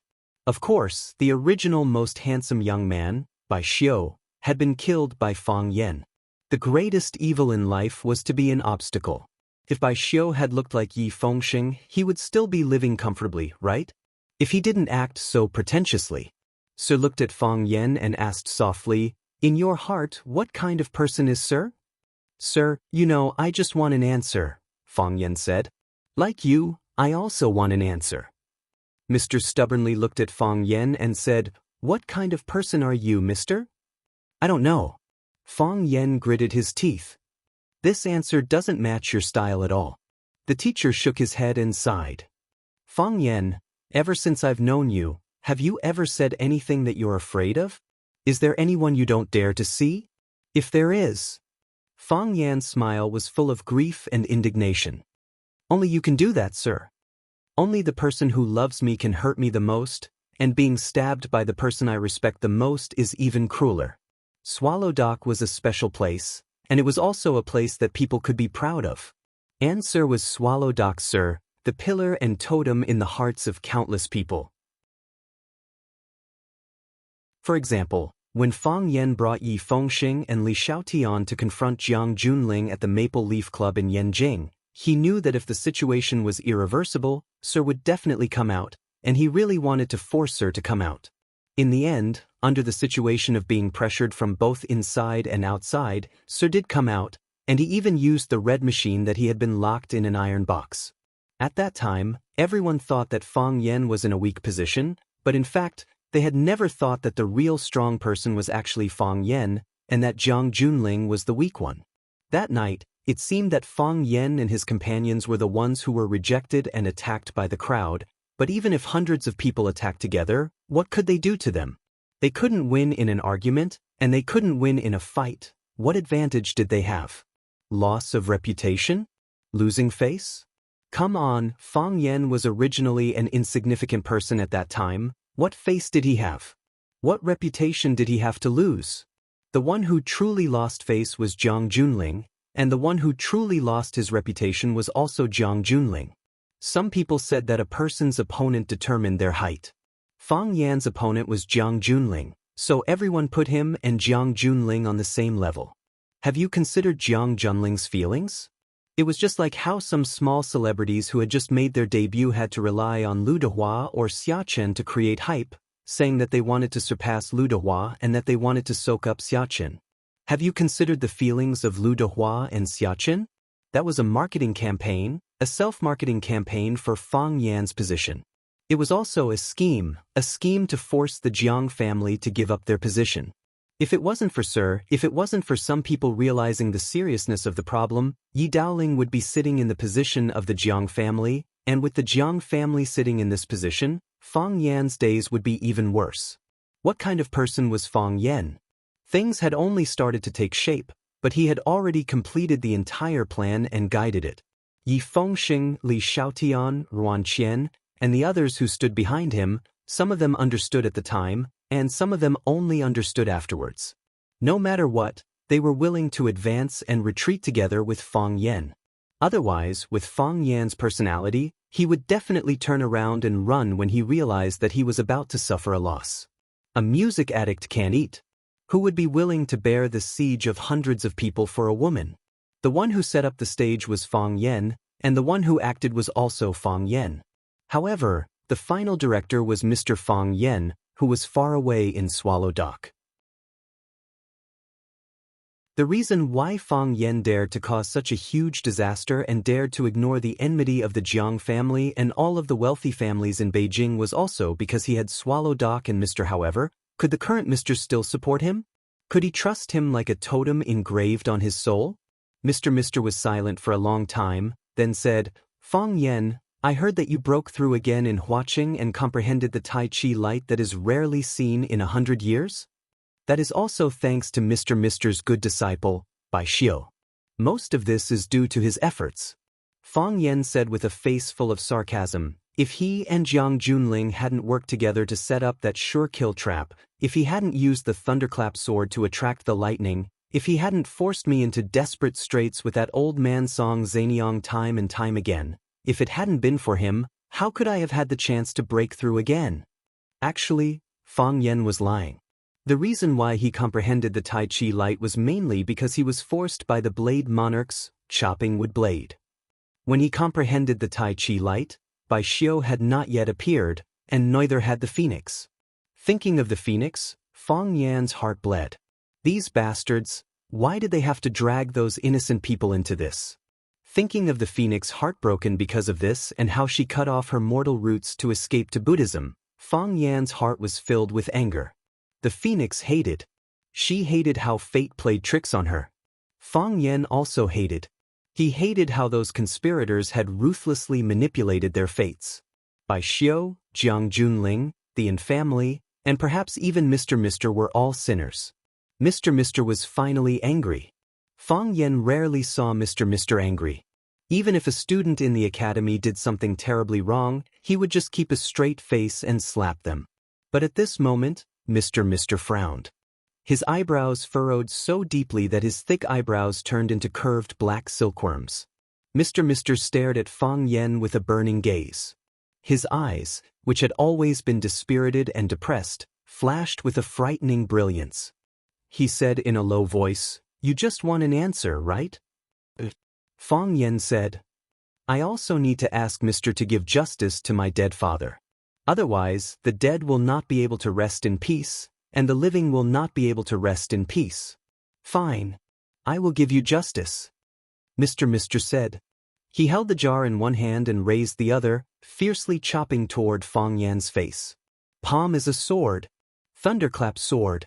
After leaving Mr.'s sight, Yi Ro's footsteps became hurried. She didn't return to her Yi family because she knew Yi Fengxing wasn't home. She walked along the stone river all the way to the Ruan family at the entrance of the village. Sure enough, before she got close, she heard the laughter of young people inside. Yi Ro appeared at the entrance of the courtyard and saw Li Xiaotian and Ruan Qian wrestling. The others were holding a wine pot, lying down or sitting, and were still fiercely discussing who would win and who would lose. "I'm betting on Xiaotian. Xiaotian's Kung Fu foundation is not bad, although he has put on a little weight after becoming a businessman. If it was before, I would definitely bet on Xiaotian, but now I'm betting on Ruan Qian. Ruan Qian is always by Uncle Ye's side. With Uncle Ye's strict attitude toward the people around him, it would be hard for him not to risk his life. Look at Uncle Dong Hai. I didn't think much of his Kung Fu before, but after following Third Uncle for a few years, he has become a first-class expert. The last time my dad saw him, he said his Kung Fu had reached a higher level." Yi Fengxing's eyes were sharp. When he saw Yi Ro standing at the door, he quickly jumped up to greet her and said, "Sister, why are you here? Didn't you go to the Stone River with Fang Huahua for a walk?" The others also stood up. Wang Kaixin looked at Yi Ro with a smile and said, "Originally, they wanted to follow and peep, but I forcefully stopped them. I say, they're a couple talking about love, so why are you people going over to join in the fun?" If it was before, Wang Kaixin and Li Xiaotian wouldn't dare to speak to Yi Ro in such a tone. Because according to Yi Ro's character, they were likely to be beaten black and blue by Yi Ro before they could finish a joke. It wasn't that Yi Ro's character had changed, it was mainly that Yi Ro's identity had changed. Now, Yi Ro was his brother's woman. If he made a joke with his brother's woman, wouldn't it mean that everyone was close and liked her? Sure enough, Yi Ro didn't hit them this time. Yi Ro looked at Yi Fengxing and said, "Fang Yan went to see Sir. *CK. Yi Fengxing threw the wine bottle in his hand out, smashing it on the wall and breaking it. He cursed, "This bastard, son of a bitch, we agreed to go together. How can he be so untrustworthy?"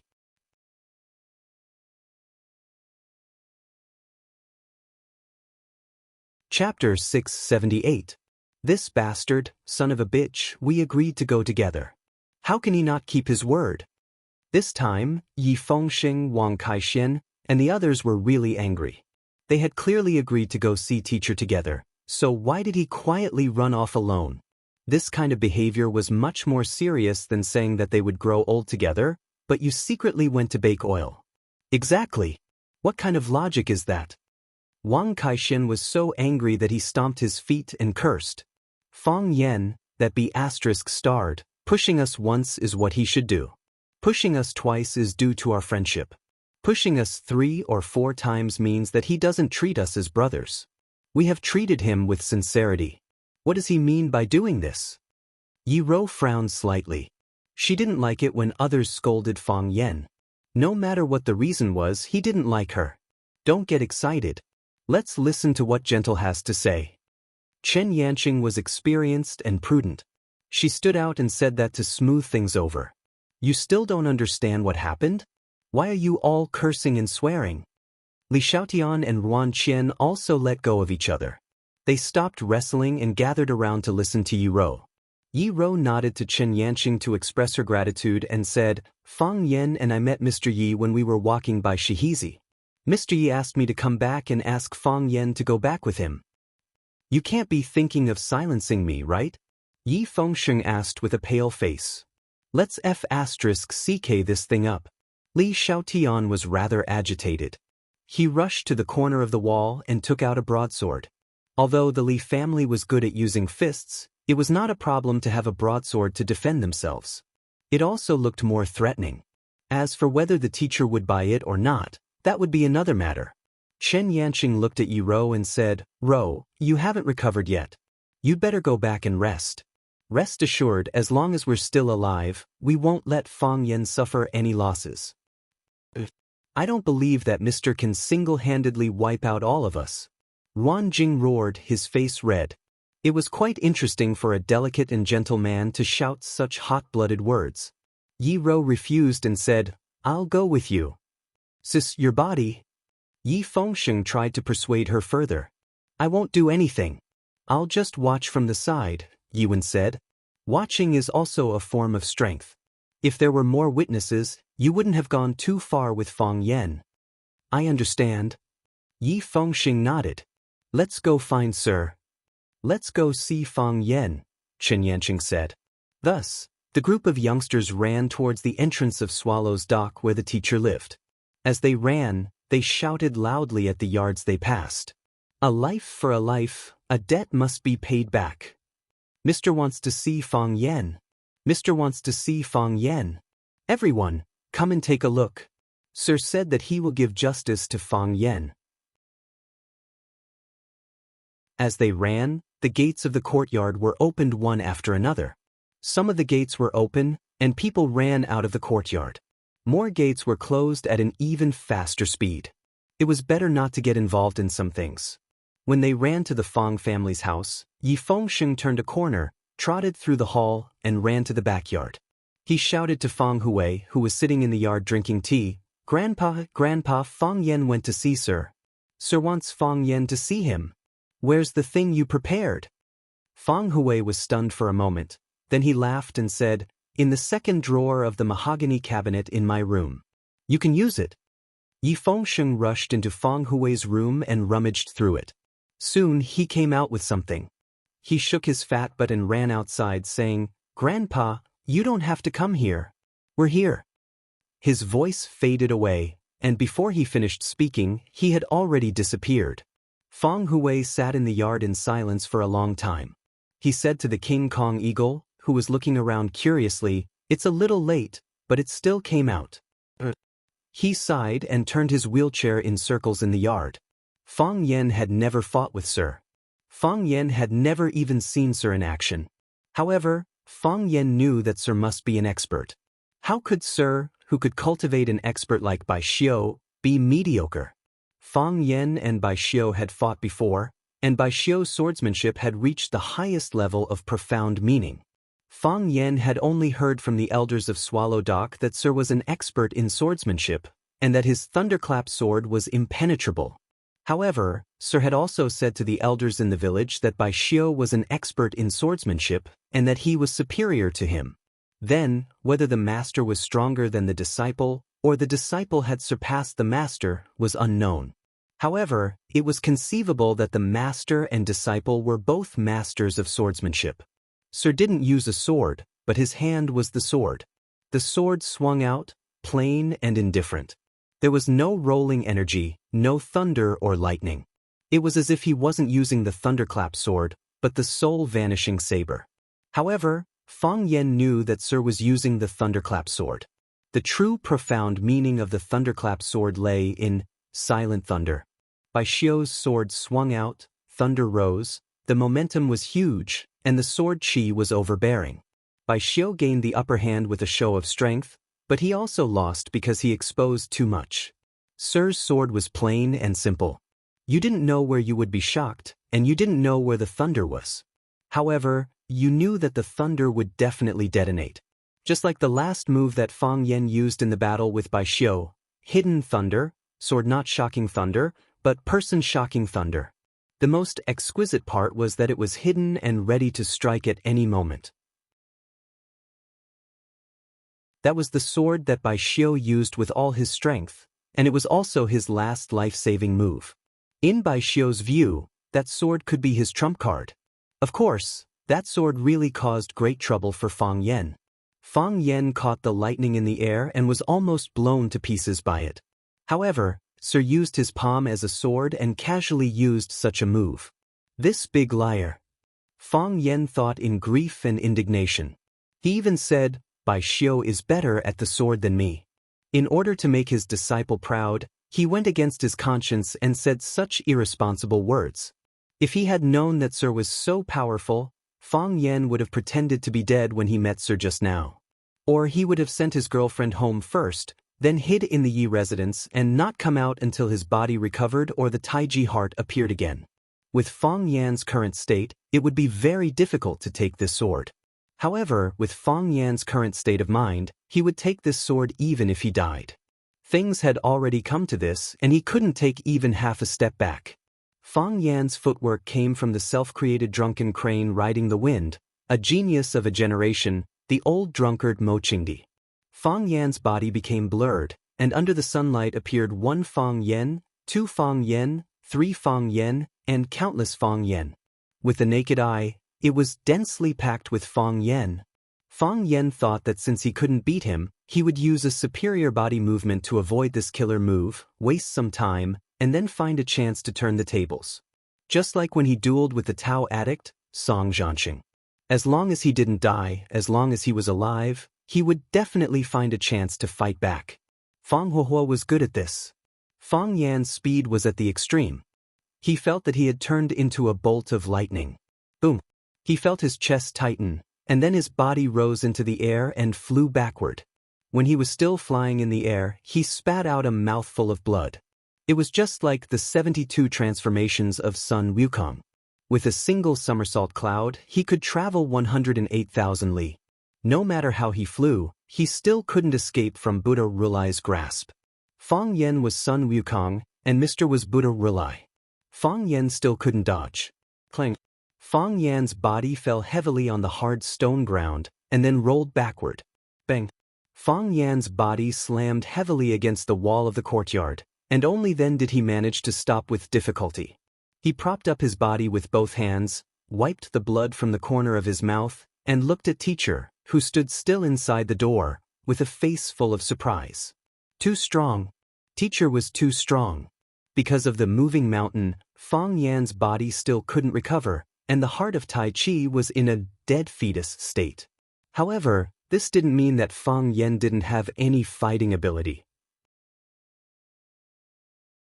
Without the heart of Tai Chi, Fang Yen was still a first-class master in Swallow Dock. Even if he fought with someone like Yi Daoling, he wouldn't let the other party gain any advantage. However, when facing Teacher, he didn't have any power to fight back. Teacher slashed out with his sword, and Fang Yen used all his means but still couldn't escape. This wasn't just a gap in strength, but a gap in realm. Teacher was still standing inside the door, still standing in the shadow of the hut. Fang Yen was lying outside the hut, lying under the warm sunlight. His clothes were dyed red with blood, and the corners of his mouth were stained with blood, making him look a little embarrassed. Fang Yen looked at teacher in disbelief and said, "Why is it like this? Why is the gap so big?" "Fang Yen, don't you understand?" Teacher looked at Fang Yen and said. One of his hands was still holding the enamel jar, and there was still half a jar of big leaf tea in it. During the course of their battle, not a single drop of tea spilled out. "I don't understand," Fang Yen said. He didn't understand, nor did he want to understand. He was the young genius of Swallow Dock, the target of countless praises. He had worked so hard, breaking through again and again. He had just comprehended the light of Tai Chi, although he could not use the heart of Tai Chi in this battle. He, who had lost the heart of Tai Chi, was so vulnerable? "Realm," teacher said. "Realm." Fang Yen had an ominous feeling. He stared coldly at teacher and asked, "Is teacher at the heavenly Tao realm?"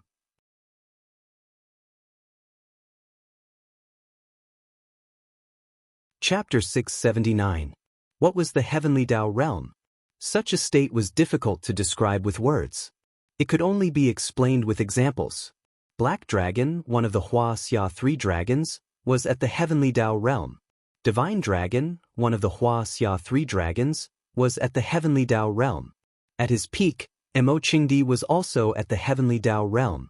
In a place like Swallow Dock where experts gathered, Mo Qingdi had suppressed all the elites of Swallow Dock to the point of suffocation after he reached the heavenly Tao realm. And he was known as the #1 martial artist in Swallow Dock for 100 years. He was the most talented and heaven-defying existence. That also meant that Swallow Dock, which specialized in martial arts, had only produced Mo Qingdi in 100 years. He was the only heavenly Tao realm expert. But even so, it was enough to make the people of Swallow Dock feel that it was an impressive matter. From this, it could be seen how rare heavenly Tao realm experts were. They were gods and warriors, but they were far removed from the pugilistic world.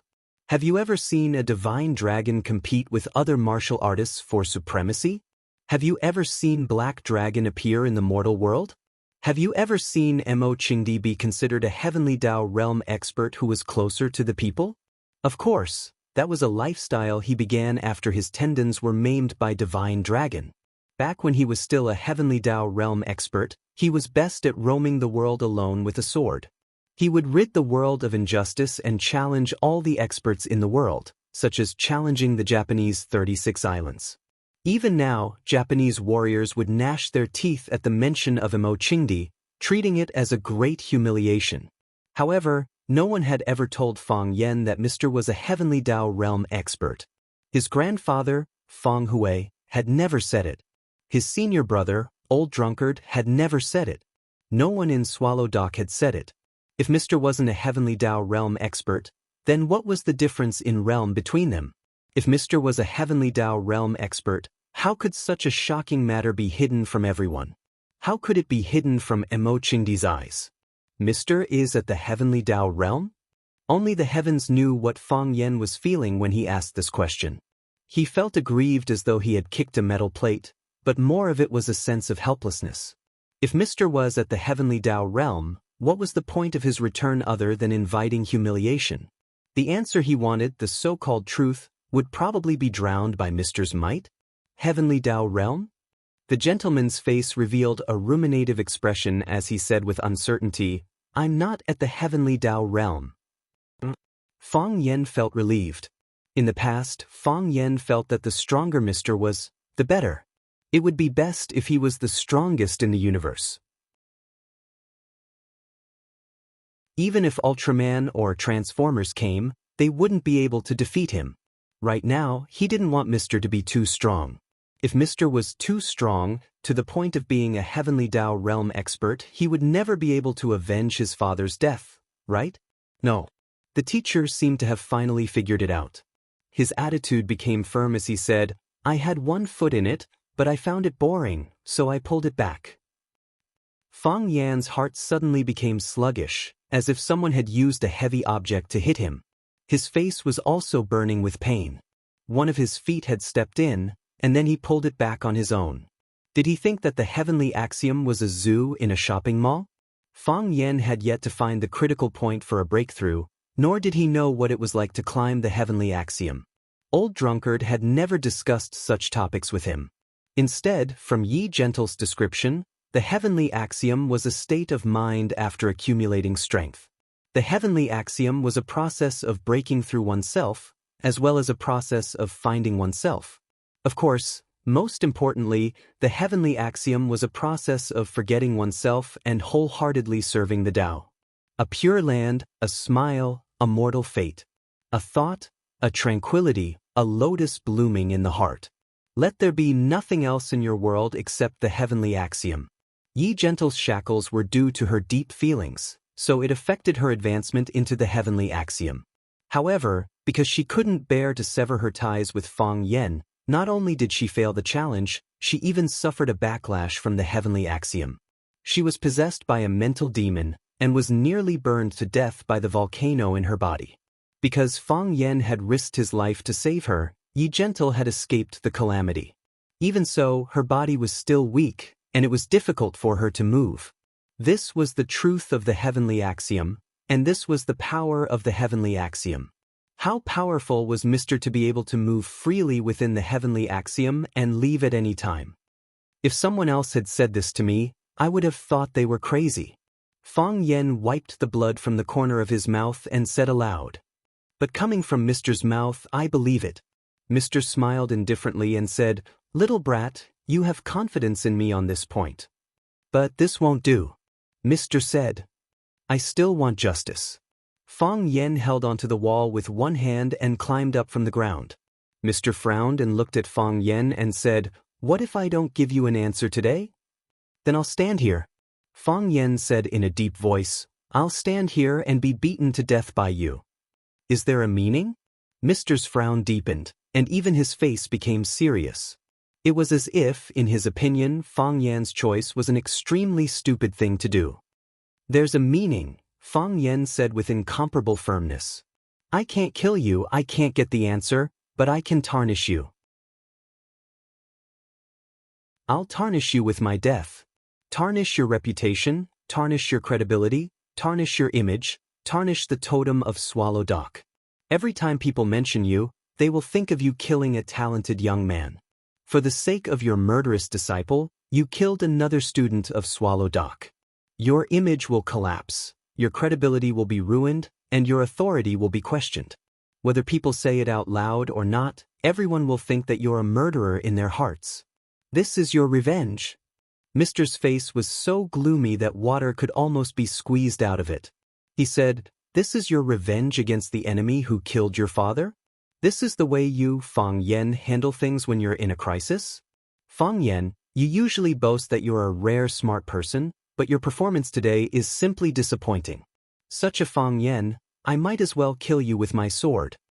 Fang Yen walked towards Mr. step by step and said with a smile, "What can I do? What can I do?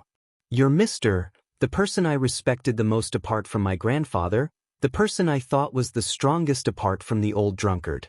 When I was very young, I called you Mr. I wanted you to be my master. When I grew up, I wanted to go to school and become a teacher. I wanted to inherit your legacy. Although none of my wishes came true, you're still the Mr. in my heart. I thought to myself, all the teachers in the world should be like you. Later on, when I went to Huaqing and became a teacher by chance, it was also because I was subconsciously influenced by you. I thought that since I couldn't be Swallow Dock's Mr., it would be good to be the teacher of other children. In the end, there would be some resemblance to you. There would always be some areas where I would look up to you. Look, you have such a place in my heart. How could I use such a method to deal with you? You're right. I'm a person who doesn't like to play by the rules. I can use crafty plots against you, I can ambush you, poison you, or any other method. I have 10,000 ways to take revenge. But that person is you, Mr. from Swallow Dock. That's why I'm not willing to do that." The general dismounts the horse. The Prime Minister alights the palanquin. Ever since I was young, my grandfather said this to me. Although I didn't quite understand what it meant, I subconsciously felt proud of these words. Swallow Dock has its pride to protect, and Mr. has his reputation to protect. I'm a member of Swallow Dock, and I'm proud of this collective. I don't want to be an exception to this collective, and I don't want to be its disgrace. That's why I came back openly, and I stand in front of you openly.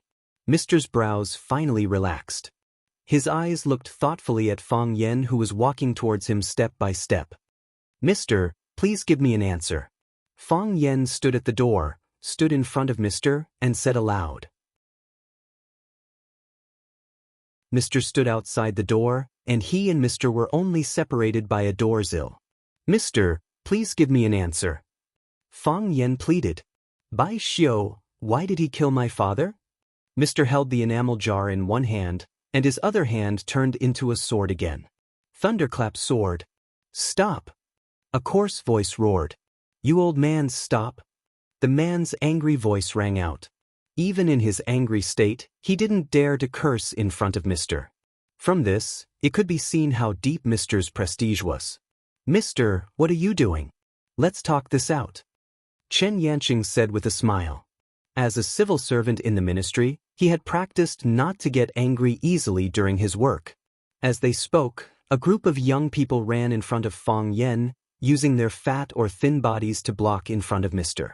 Yi Fengxing, Li Xiaotian, Chen Yanqing, Wang Kaixuan, Ruan Qian, except for Zhu Ziden, who was far away in the North Sea, Swallow Dock's #1 male heavenly group, Hua Meinan, were all here, blocking in front of Fang Yen. Yi Rou rushed over, and saw the blood on Fang Yan's face, the dust on his back, and the dent in the wall. Her expression was cold, but she didn't say anything. She only walked to Fang Yan's side, stretched out her small hand, and held Fang Yan's blood-stained hand. Fang Yen wanted to break free, but she held on tightly. When Fang Yen exerted force, she also exerted force. She used her small action to express to Fang Yen that wherever he was, she would be there.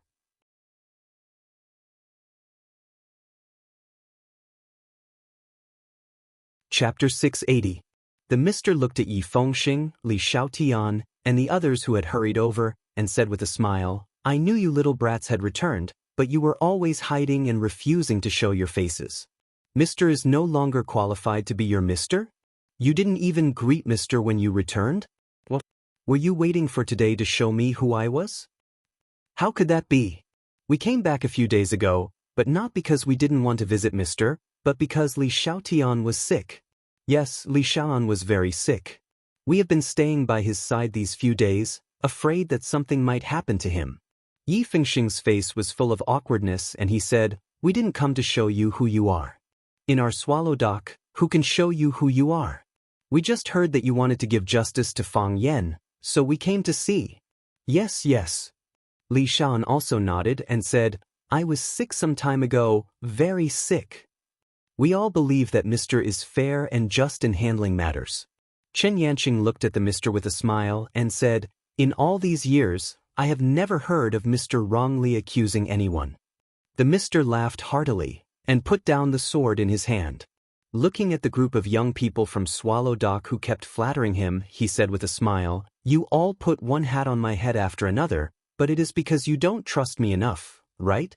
You say that I am fair and just in handling matters, but that is because you are worried that I am not fair and just in the matter of Fang Yen. You say that I have not wrongly accused anyone all these years, but you are worried that I have wrongly accused someone in the matter of Fang Yen. The smile on the Mr.'s face froze, and he looked at Fang Yen and the others with a serious voice, and said, What if I say that I do not give you an explanation this time? All the young people were dumbfounded. They had thought of Mr.'s reaction, but they did not expect Mr. to have such a reaction. What kind of attitude was this? Was this not a hooligan? If Fang Yen or any of them were hooligans, they would feel that it was natural, but when Mr. acted like a hooligan, it was hard to accept. Mr., what do you mean? Yi Fengxing asked. What I mean is, the matter could have been solved in another way, the teacher said. For example? Yi Fengxing asked. For example, if I cut Fang Yen in half, or if Fang Yen cuts me in half, what do you think? That's not good, Yi Fengxing said. Sir, we just want an answer. Why can't you just tell us directly? Mr.'s face was full of anger, as if he had been greatly insulted.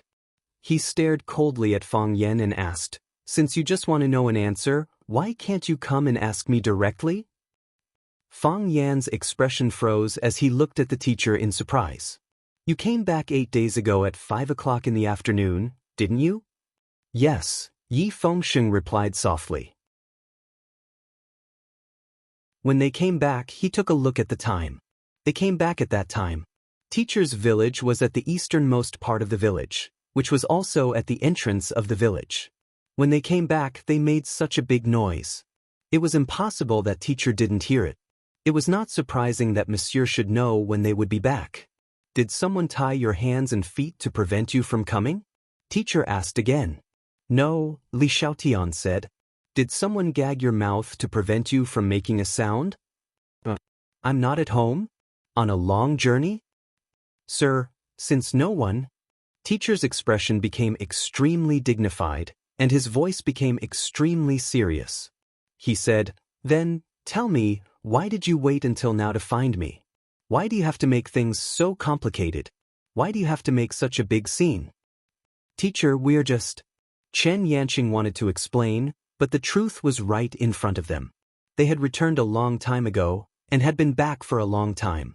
However, they did not think of asking teacher, and even deliberately avoided teacher. They did not want teacher to see them return. They wanted to stand out at a crucial moment and give teacher a fatal blow. They thought that teacher was guilty. Although the truth had not been revealed, they already thought that teacher was the mastermind behind Bai Xiu's death.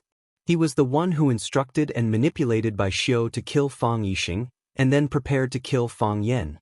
Yes, that was what they thought in their hearts. Otherwise, why would they be afraid of teacher? After teacher took Fang Yan away, why would they be so anxious? In your hearts, I am the murderer, I am the sinner, I am the enemy that you are about to face. Should I feel very embarrassed? Should I feel very embarrassed? Teacher looked at Fang Yan and said, What is this place? This is Swallow Dock. This is the Swallow Dock where the general dismounts the horse and the prime minister alights. Puma, I am the teacher of this Swallow Dock. When each of you was born, I went to your home to visit you and held you in my arms. From the time you started to read 100 family names and rules for disciples, I was already your teacher. Fang Yan, didn't you become a teacher in Huaqing? Didn't you achieve some good results? Who was the one who first nurtured and guided you in your knowledge of ancient literature? Ruan Qian, you are now Dao Mausoleum's secretary. Who was the one who first let you carefully study game theory? Li Xiaoyan, you are now a businessman. When you were young, you were naughty and mischievous. Who was the one who said that your natural disposition was to be temporarily recorded? Now that you have grown up and each of you has your own achievements and career, you are now beginning to question whether your teacher is a murderer or the culprit of the murder case. Teacher looked at Fang Yan and said, Fang Yan, if you came to me on the afternoon 8 days ago, on the night you came back, and you asked for an answer, and you asked for justice, would I have rejected you? I was worried. Fang Yan said honestly. Since everyone had already spoken, there was no need for him to hide anything. I was worried that teacher was no longer teacher. That's right. Because you were worried that teacher was no longer teacher, you delayed it day after day.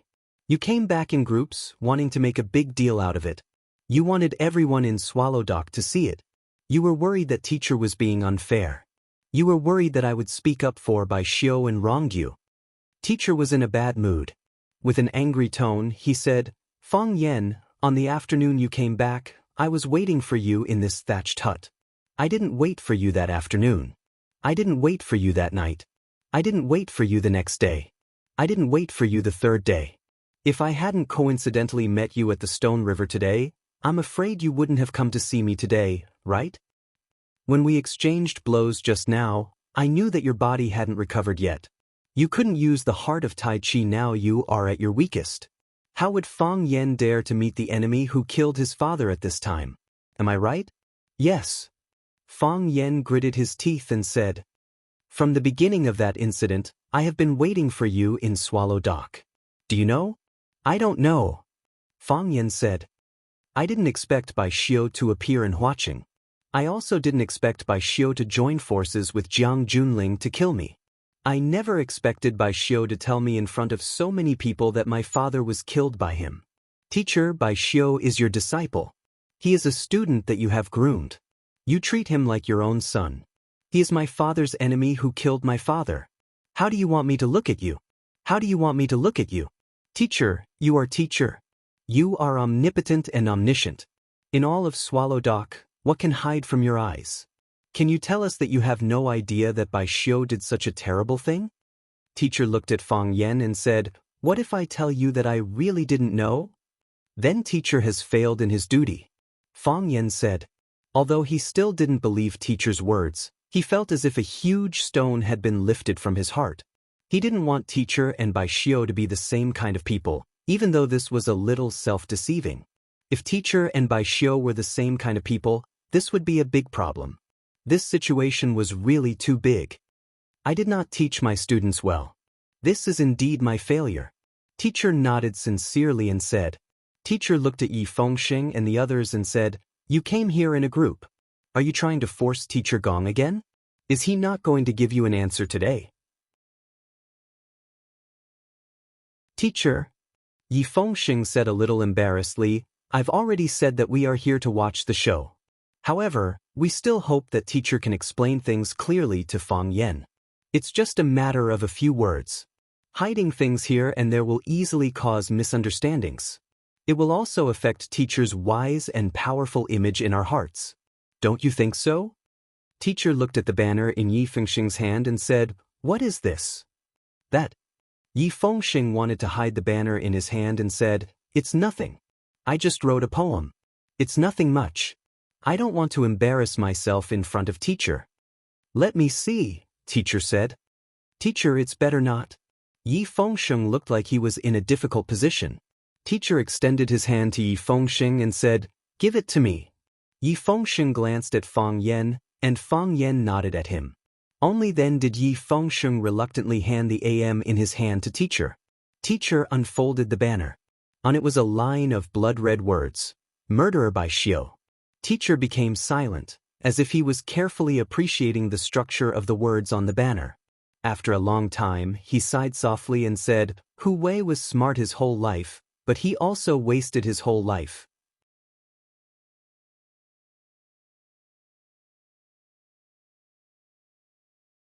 Chapter 681. The teacher sighed softly and said, Hu Wei was smart his whole life, but he also wasted his whole life. Hearing the teacher's evaluation of his grandfather, Fang Yen was a little unhappy. He said, what do you mean wasted his whole life? Fang's Tai Chi originally walked the path of extreme yin and softness. Because of your grandfather's personality, it was said to be hard Tai Chi. If he could achieve success on this path and bring the hard Tai Chi to greater heights, it would be a great thing to establish a sect. Since he chose the right path, he practiced hard on this path. In the end, your grandfather went astray again and wanted to use tricks to replace hard work.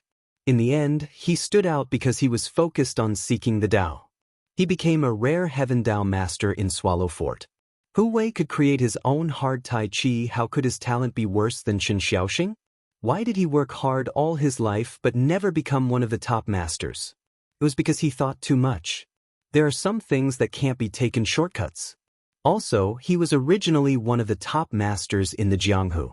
In order to revitalize the Fang family, he chose to be the guard of the old people behind the Red Wall. This was a good thing and a bad thing. The good thing was that he expanded the Fang family's connections. The bad thing was that he delayed his main business and lost his drive. With those old people, no matter how bad Hu Wei's temper was, he couldn't speak in a rough voice. Can a martial artist without a temper be considered a good martial artist? His heart is higher than the sky, but his life is thinner than paper. Hu Wei was ambitious and capable. Why did the Fang family end up in the hands of Qin Xiaoxing? It was because Hu Wei was smart. Relying on this intelligence, he thought more than others. In this world, most successful people are actually stubborn people. They are a little paranoid and don't know how to be flexible. Once they are certain about something, they grit their teeth and don't let it go. Sometimes, being smart can lead people astray. The teacher didn't want to explain too much. He rolled up the white scroll in his hand and said to Yi Fengxing, since Fengxing took it out, why don't you give it to me? I think it was originally for me to see, right? Yi Fengxing didn't dare to disobey and said, since you like it, then take it. The teacher nodded and said, I'll take it. If you don't want to bully others with martial arts and fight with me, then leave. It's none of your business here. He then looked at Yi Ro and said, you little girl, I told you to go back and rest, why did you come out again? I'm worried about him. Yi Ro looked at the man and said. She was neither servile nor overbearing, neither shy nor secretive. This was exactly what she was thinking in her heart, so she said it openly. The teacher liked this side of Yi Ro very much. He comforted her and said, go back. He'll be fine.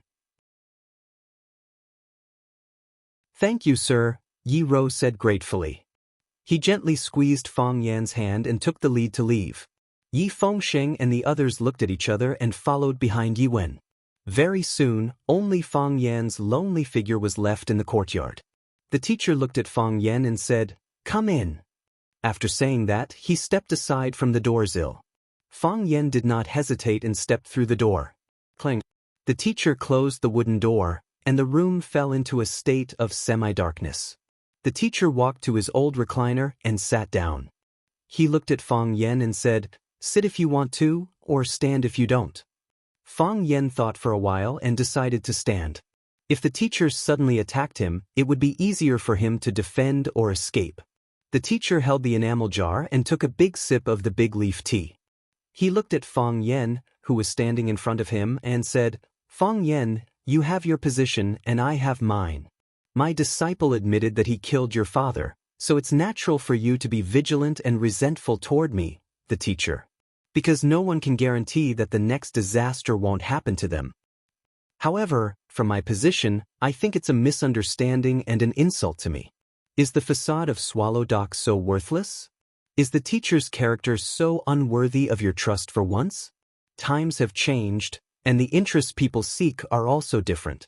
However, no matter how many scoundrels have come from Swallow Dock, there will always be some people who fight for the facade of Swallow Dock, for the names on the stone monument at the gate of Swallow Dock, and for the tombs on Green Mountain, both old and new. There will always be some people who regard the existence of Swallow Dock as more important than their own lives, and regard the glory of Swallow Dock as more important than their own honor. You have humiliated and humiliated me, so what is the point of playing this game? It's just for an answer, Fang Yan said again. Being criticized by the teacher, Fang Yan suddenly felt that the things he had always believed in seemed to have become illusory. Very quickly, he expelled this kind of bad thought from his mind. He was seeking justice for his father, and he was seeking justice for the Fang clan. He had done nothing wrong. He had done nothing wrong. He was the victim, and he should be the righteous one, not the old man sitting in front of him. Even if what the old man said was somewhat reasonable, it couldn't cover up the fact that his disciple had killed someone. I'll tell you, I don't know anything. The teacher looked at Fang Yan and said, do you believe me? Fang Yan thought for a moment and said, I'm willing to believe it and I hope it's true, but I don't think I'm so sure. So, what I say is no longer important, is it? The teacher said to Fang Yan. So, does the teacher mean that the matter should be left unsettled? Fang Yan found it hard to accept such an outcome. If this was the answer he was seeking, then what was the point of him coming home? What was the point of him seeing the teacher? Sometimes one could compromise and compromise. This was the case most of the time. Yes or no, some things had to have an answer. Do you know why Bai Xiu wanted to kill you? The teacher asked. I don't know. Fang Yan shook his head. I also think it's very strange. I have no conflict with him, and we have no business dealings. How do you know you have no conflict with him? No business dealings? The teacher asked. If there is, then it's because of Jiang Junling. Because the Jiang family wanted to kill me, he helped the Jiang family kill me? And what about the benefits of Swallow Dock? The teacher said. What benefits does Swallow Dock have? Fang Yan was stunned for a moment. He stared at the teacher with wide eyes and said, What do you mean, teacher? The teacher sighed softly and said, Because I cherish the relationship between master and disciple, I was willing to give him another chance. I didn't expect this chance to lead to such a disaster. So, you can blame me, But I'm not innocent. What are you trying to say, teacher? Fang Yen faintly felt that he had grasped something. But he couldn't be sure. What do you think of your profession? The teacher asked. You are very respected, Fang Yen said. Yes. You are very respected, the teacher said. What else? You can use the red machine, Fang Yen continued. Yes, you can use the red machine. What else? Fang Yen couldn't think of anything else.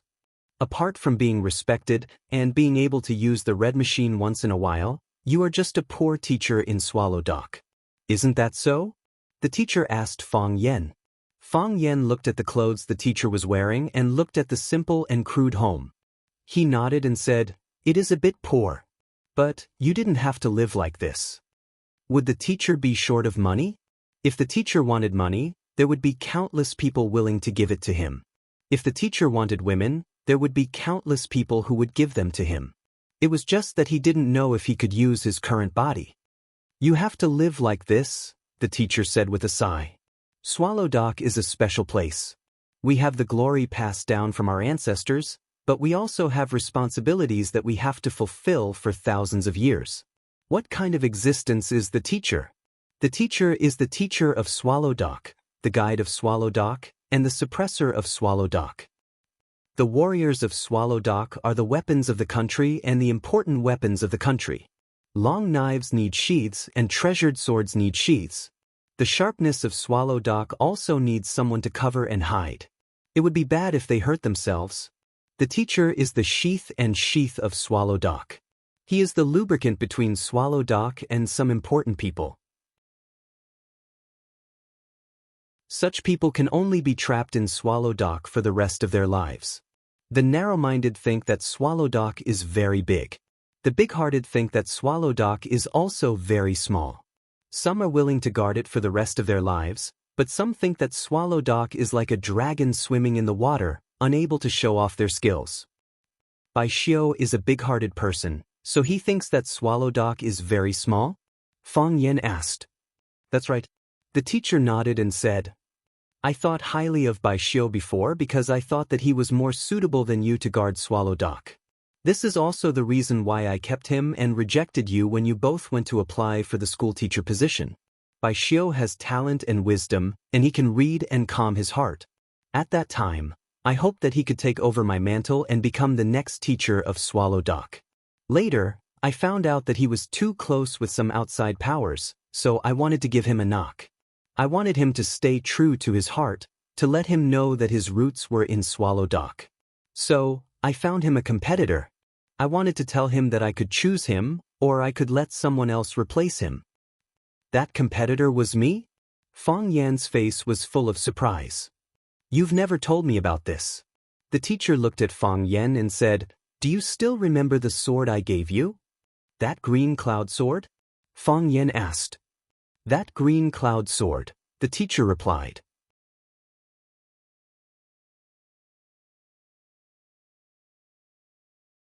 Chapter 682. Even if he had to hold back his tears, he had to finish the engagement.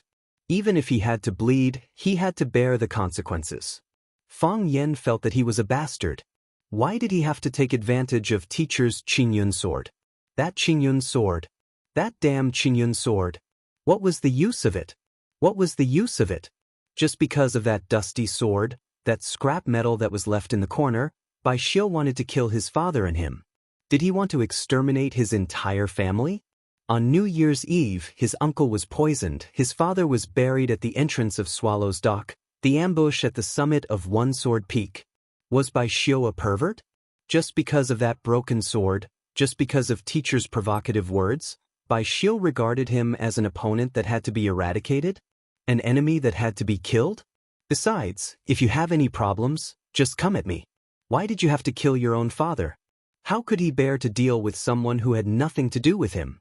Thinking of his father's tragic death, thinking of his father's body that had been poisoned by goo insects, Fang Yan's heart convulsed with pain. No wonder he used to hate Bai Xiu so much. It turned out that even before Bai Xiu showed his perverted side, he had already subconsciously thought of him as a pervert. Bai Xiu, killing you was too easy. Knowing the truth of the matter, Fang Yan blamed himself in his heart. He shouldn't have killed Bai Xiu. He shouldn't have killed him so easily. He shouldn't have pierced his heart with a sword. He should have tasted the harshest torture in the world. He didn't have the right to die so easily. He couldn't bear to recall the past. Every time he thought about it, it was like a whip to his soul. That Qingyun sword. Fang Yan's mouth was full of bitterness as he said sorrowfully, "That Qingyun sword that I asked for from you, why? Why didn't you tell me the purpose of the Qingyun sword's existence? Why didn't you say anything to stop it? Why didn't you take that sword back from my hands? I treated it as a game. Why did you also treat it as a game?" "A game?" Mr.'s dim yellow eyes looked at Fang Yan thoughtfully and said, "Do you think it's just a game? If it was in the past, I would have treated it as a game. Everyone in Swallow Dock thought it was a game. You and Bai Xiu went to the academy to apply for the position of a teacher at the same time. Do you know why I chose Bai Xiu and rejected you? Because your thinking is jumpy, your personality is unrestrained, and the way you speak and do things don't follow common sense. You're not suitable to be a teacher at the academy, and you're not suitable to be a teacher at Swallow Dock either. So you chose that abnormal disciple of yours?" Fang Yan asked with a sneer. "Don't make yourself sound so great.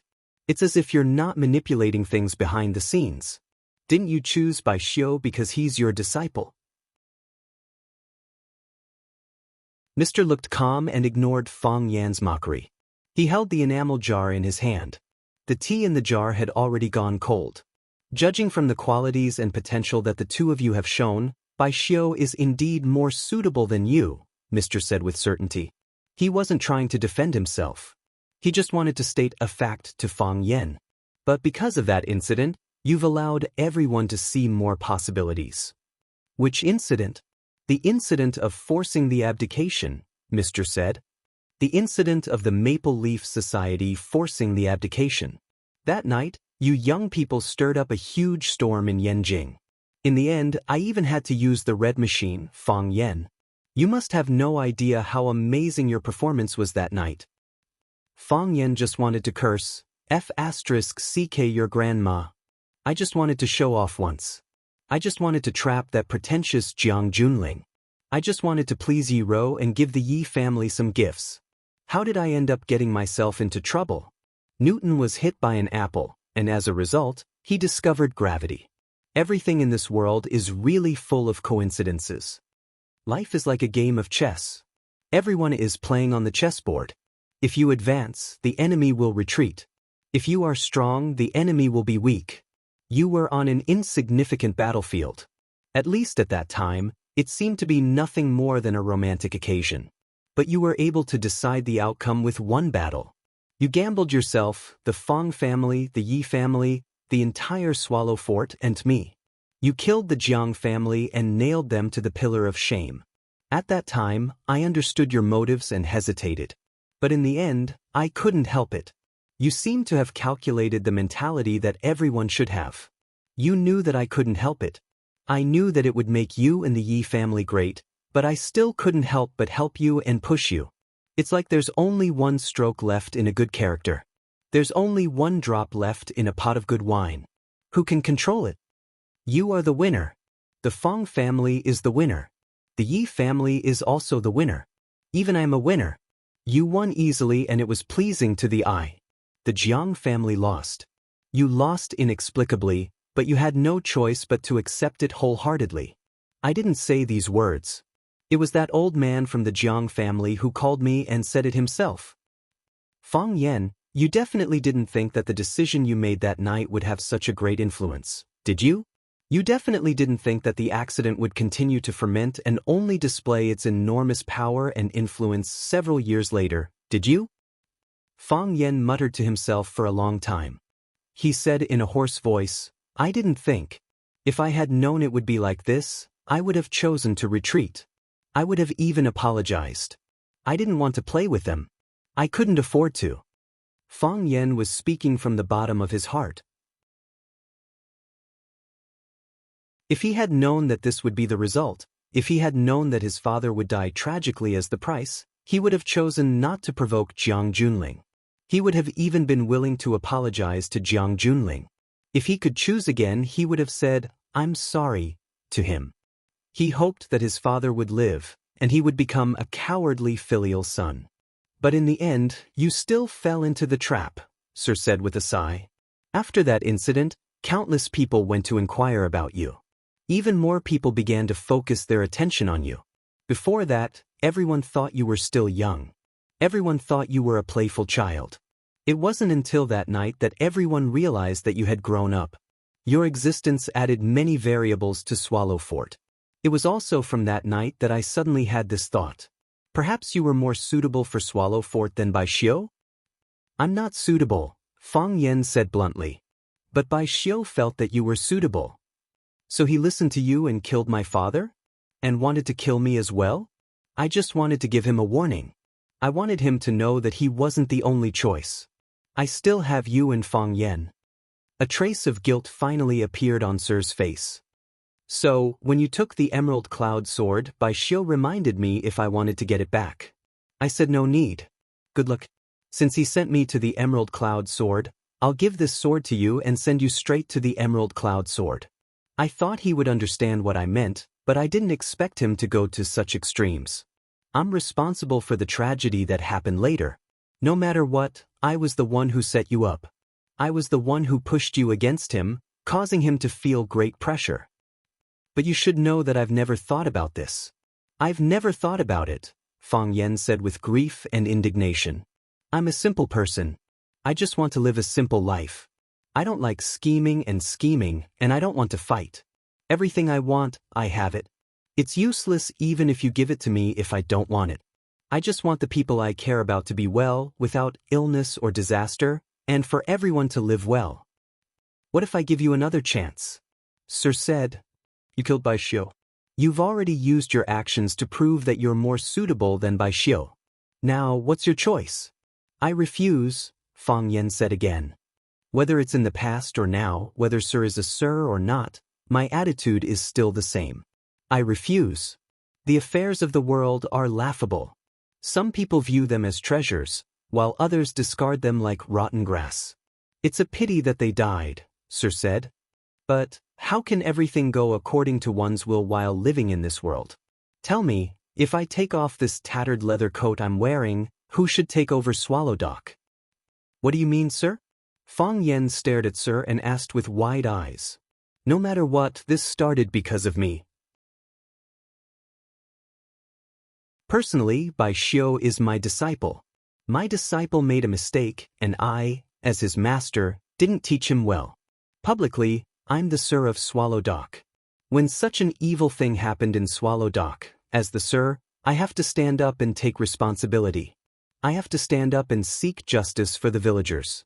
These are all very important things that I have to do. So, I'm no longer suitable to hold the position of Sir of Swallow Dock. But Fang Yan's heart was in a mess. Was this the answer he wanted? Was this the result he wanted? Would it be good or bad for him if Sir were to step down from his position? Would it be good or bad for Swallow Dock? Sir's decision was really hard to see through. You still haven't answered my question. Sir chuckled as he looked at Fang Yen and said, if you were to find someone in Swallow Dock to take over my mantle, who do you think is more suitable? Fang Yen thought for a moment, then said seriously, Yi Daowen.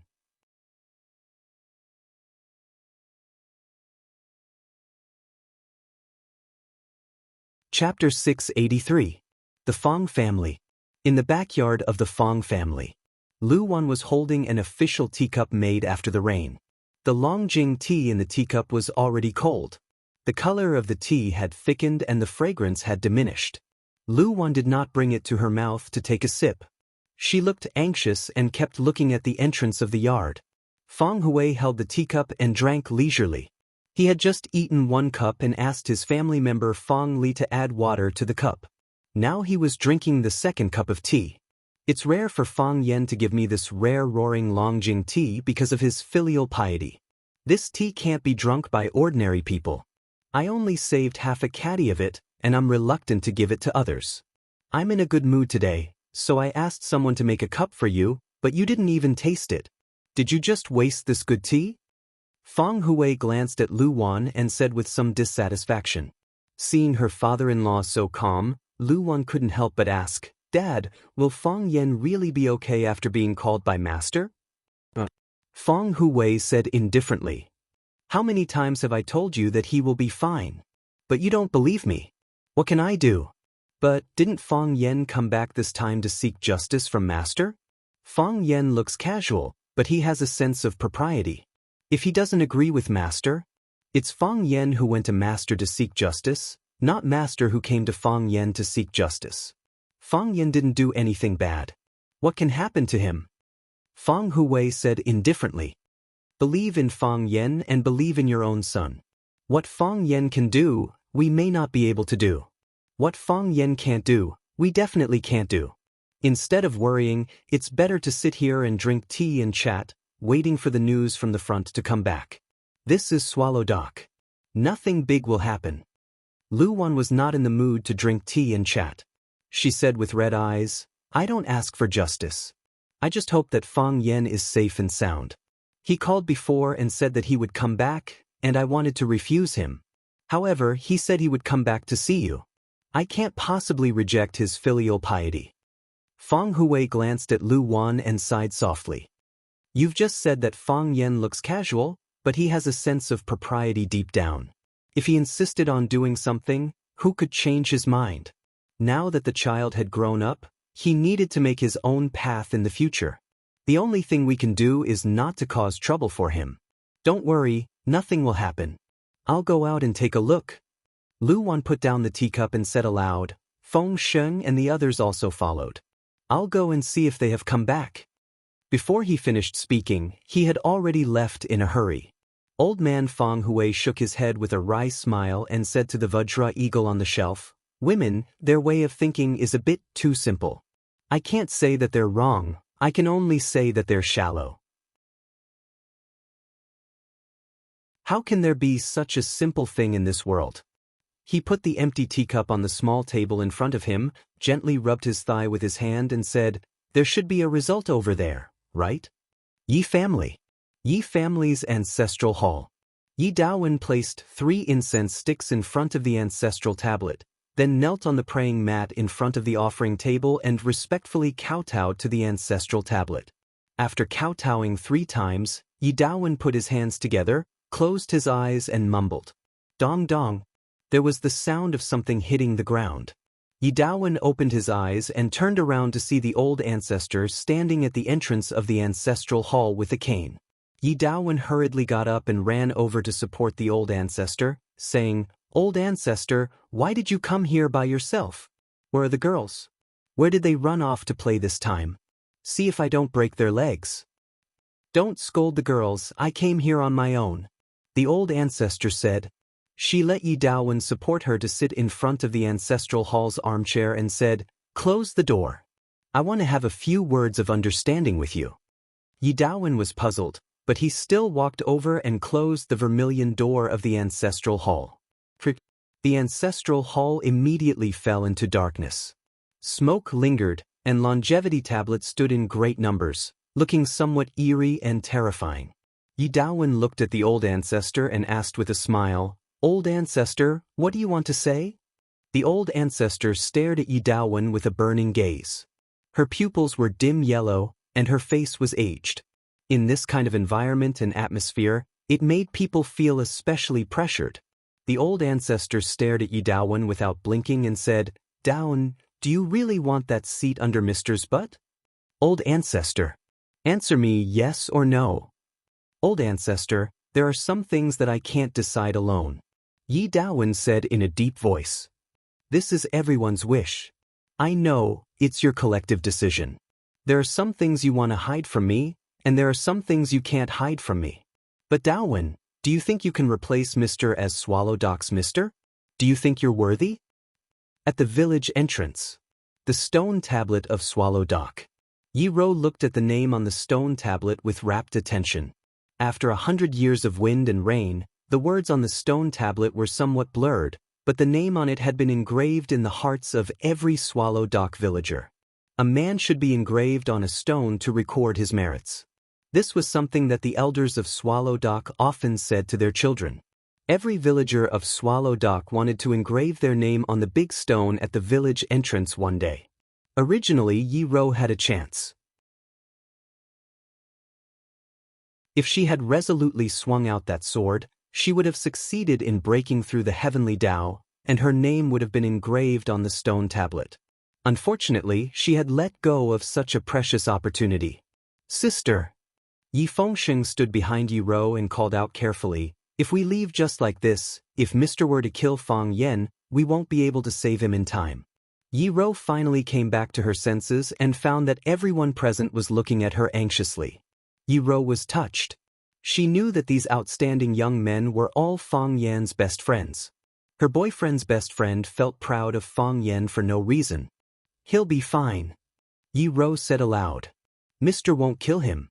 If Mr. wanted to kill him, there's no need to wait until now, Yi Daowen." Fang Yen said aloud.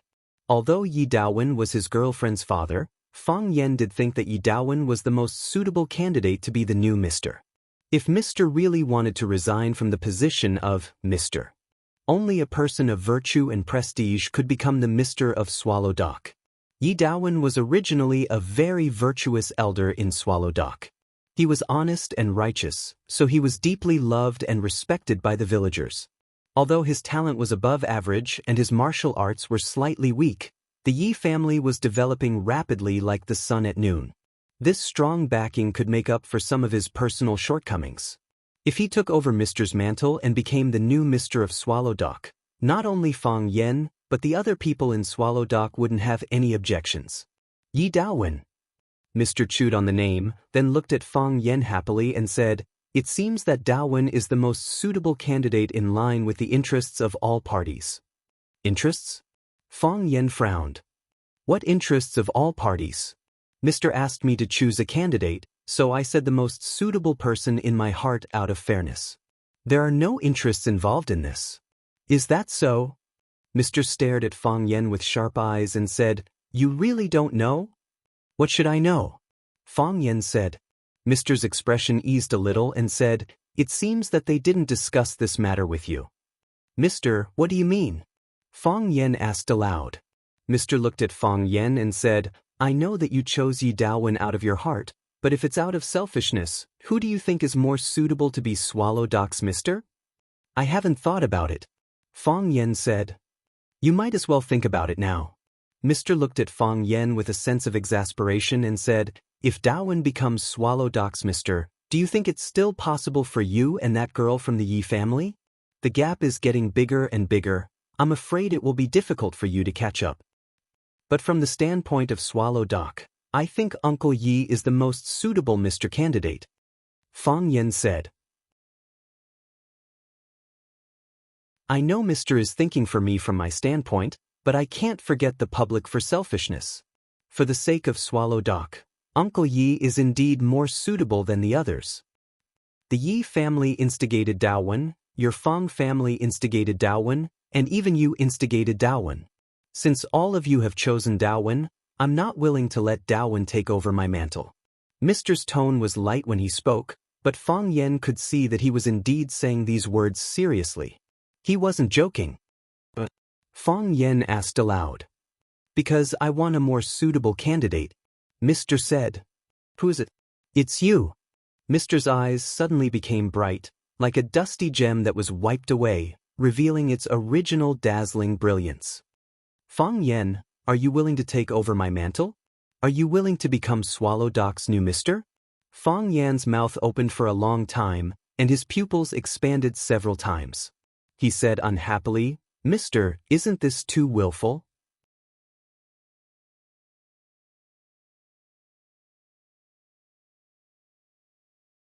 Chapter 684.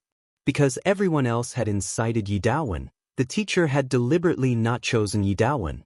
Other than saying that the teacher was willful, what else could describe such an irrational behavior? Willful. A faint smile appeared on the teacher's face, and he said, "When you live to my age, you can also be as willful as I am." The teacher looked at Fang Yen and said, "Fang Yen, what do you think?" "I haven't thought about it." Fang Yen shook his head in refusal. "I'm not suitable." "Why not?" I'm neither virtuous nor prestigious, and I'm still too young. Fang Yan said. He could list out 100 shortcomings that made him unsuitable for the position of teacher, but when faced with his true shortcomings, he was unwilling to admit them in front of others. It was the same as a fatso not willing to tell others that he was a fatso, and he would tell others that he had a bad temper. Therefore, the reasons he gave for his refusal seemed somewhat insignificant. The teacher pointed to where Fang Yan was standing and said, "At that time, you were also standing here. Do you remember what I told you at that time? Whether you are suitable or not, you can only find out as you go on. You have already led Swallow Dock to take a step forward, so Swallow Dock can no longer retreat, and others won't allow us to retreat either. We can only move forward with all our strength. Since you have led Swallow Dock to take the first step, then lead Swallow Dock to continue moving forward. You are duty-bound to carry out this mission. Fang Yan, you are duty-bound to carry out this mission. I told you this a long time ago. At that time, you didn't remember it. This time, no matter what, you must remember it. I still say the same thing, I am not qualified for the position of teacher." Fang Yan said with a serious expression, "No matter who becomes the teacher of Swallow Dock, that person will definitely not be me." The teacher chuckled and said, "It seems that we are also divided on this issue." "Yes," Fang Yan said. "I know myself, and I know what kind of job I am suitable for. Just like how you felt that I was not suitable back then, I also have the same understanding of myself.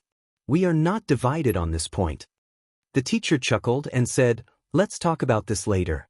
Are you free tomorrow?" "Tomorrow?" Fang Yan looked at the teacher in confusion and said, "What plans does the teacher have?" "I'll take you to meet a few people," Mr. Wang said. "They bullied the people of our Swallow Dock. They have to give us an explanation. So much time has passed, but here." The teacher touched his chest and said, "I've never been able to pass through here." Fang Yan's eyes flickered as he said, "Then I'll have to trouble you, sir. I'll listen to your arrangements tomorrow. Next, I should tell your grandfather that Hu Wei should be waiting in the yard, right?" The teacher said, "Fang Yan, I'll have to trouble you to go back and pick up your grandfather." "Pick up my grandfather?" Fang Yan looked confused. The teacher smiled and did not reply. Fang Yan stood in the house for a while, then pushed open the wooden door and walked in. When Fang Yan pushed Fang Hui into the room again, Mr. Fang had already fallen asleep on the rattan chair. He looked very tired, and there was a heavy snore between his breaths. Fang Yan did not speak, but just quietly stood behind his grandfather. Fang Hui glanced at Fang Yan and waved his hand, signaling him to go out first. Fang Yan glanced at the teacher again, and then tiptoed out. The teacher was sleeping soundly, and Fang Hui did not want to disturb him.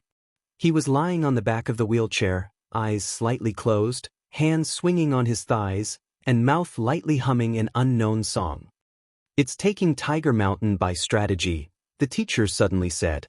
He still did not open his eyes when he spoke. Through the forest sea, across the snowfield, the spirit soars to the sky, expressing lofty sentiments and lofty aspirations. Facing the mountains, may the red flag flutter in the 5 continents and the 4 seas, even if it's a sea of fire and a mountain of knives. I can't wait to turn the flying snow into spring water, and usher in the spring to change the world," the teacher sang, and Fang Hui echoed. The more they sang, the more passionate they became, and the more energetic they became. When the voice came out of the door, Fang Yan smiled bitterly and said, "These 2 old men are having a good time." After singing a part, the teacher opened his eyes, glanced at Fang Hui, and said, "Do you want some tea?" "I just drank at home," Fang Hui said. "I drank 2 bowls." "Waiting is torturous," the teacher said. "Drinking a bowl of tea to calm the mind is also necessary." The teacher stood up, took a kettle, and filled his big enamel jar with water.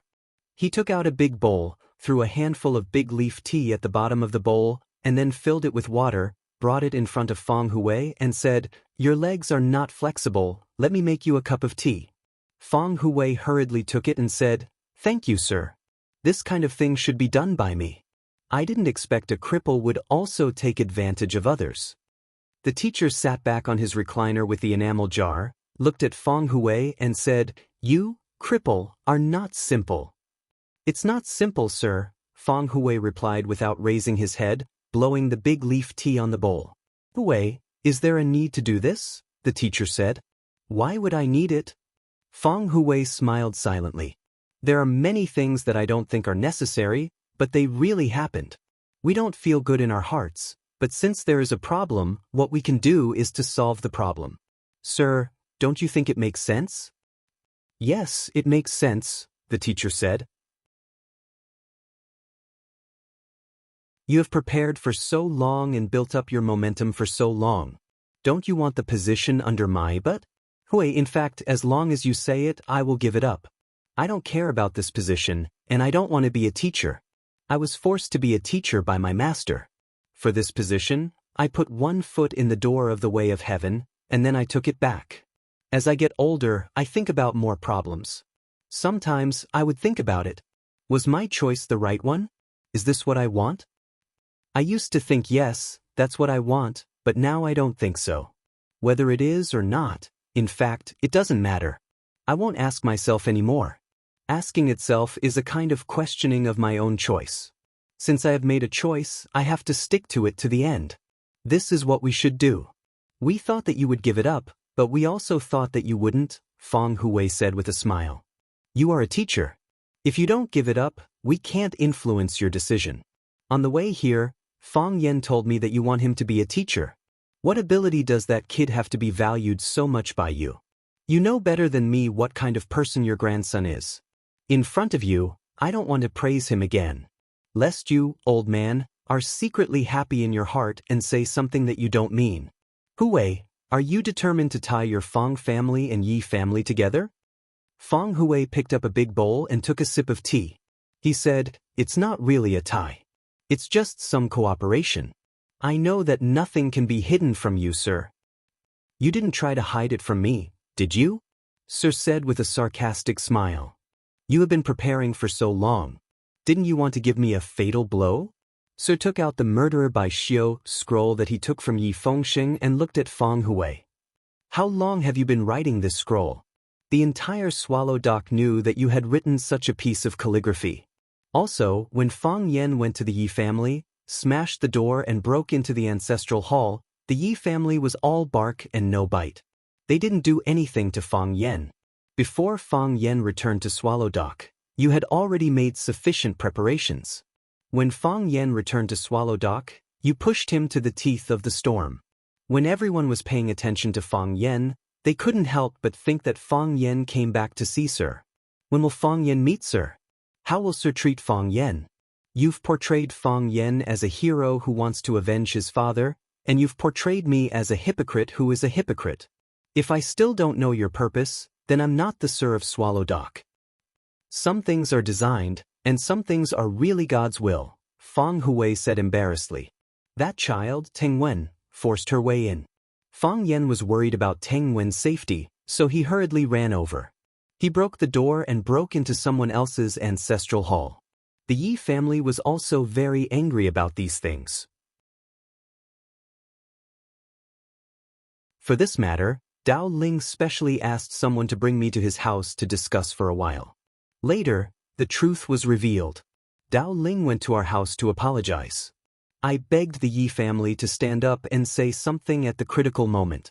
It was a fair and just sentence, and Dao Ling agreed. However, he also put forward his own request. They wanted Dao Wen to become the Sir of Swallow Dock. I felt that this request was not bad for us, so I agreed. Don't you think that the Yi family is too greedy? Sir looked at Feng Hui and said. Feng Hui nodded and said, but Dao Wen is indeed the most suitable candidate. Most of the time, we choose people not only because they are suitable, but also because they are suitable.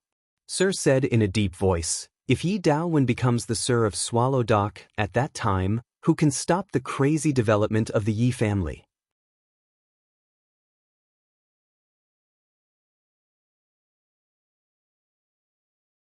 Chapter 685. Feng Yan didn't want to be Mr. Yi. He didn't want to be like Mr. Yi, who only had one foot in the heavenly Dao realm. After some thought, he pulled back. He didn't want to be like Mr. Yi, who had to work for the country and suffer in Swallow Dock. He didn't want to be like Mr. Yi, who had to protect Swallow Dock for the rest of his life. He didn't want to be like Mr. Yi, who had to carry a manure basket everywhere to shovel feces and become a manure digger. Fang Yen liked peace and freedom. He wanted to see the precipitousness of Mount Tai and the vastness of the grasslands. He wanted to experience the sunrise of the Red River and feel the snow on the glaciers. He wanted to go to the deserted North Sea to hunt eagles. He wanted to go to the inaccessible land of extreme cold to find Ice Dragon. He wanted to bring Emo Chingdi back. He wanted to travel all the famous mountains and rivers, and he also wanted to see all the spring flowers and winter snow. He wanted to be free and unrestrained. He wanted to buy a plane ticket and fly to Paris to feed the pigeons when he was bored. He wanted to go to Hengdian to listen to the sound of shooting stars streaking across the sky when he was depressed. He wanted to take Yi Gentle and let Yi Gentle carry the money. They could go on one trip after another whenever they wanted. He didn't want to be Mr. Yi. He only wanted to live for himself. He didn't want to live for others. He didn't want to live for responsibility. If he did that, he would be going against his own conscience. So, when Mr. Yi proposed such a tempting condition, he didn't hesitate to reject the men of Swallow Dock. How many people didn't want to be Mr. Yi? However, Fang Yen was still worried. He knew that his grandfather often thought differently from him. He lived for himself, but his grandfather would add different things to his life, such as glory and responsibility. So, even when Fang Yen waited alone in the courtyard, he still felt uneasy. He heard Mr. Yi and his grandfather singing. They were singing excerpts from Taking Tiger Mountain by Strategy. In their eyes, who was Yang Zirong? Who was Mountain Eagle? Now that the singing stopped and there was no sound from inside, it seemed that they had just entered the main topic. The negotiation had indeed entered the main topic, but it was different from Fang Hui's plan. If Yi Daowen becomes the teacher of Swallow Dock, then who will be able to stop the Yi family's crazy development? Hearing Master's words, Fang Hui held the big bowl and smiled silently. He said, "How the Yi family will develop and how far it will develop are the problems that Master needs to consider. What does it have to do with a crippled old man like me?" Mr. Yi looked at Fang Hui and said, "You deliberately tried to ruin my reputation, didn't you? Didn't you want me to give up my position to the Yi family? This happened because of you. How could it have nothing to do with you?" Fang Hui sighed and said, "I'm only responsible for helping the Yi family get Master's position.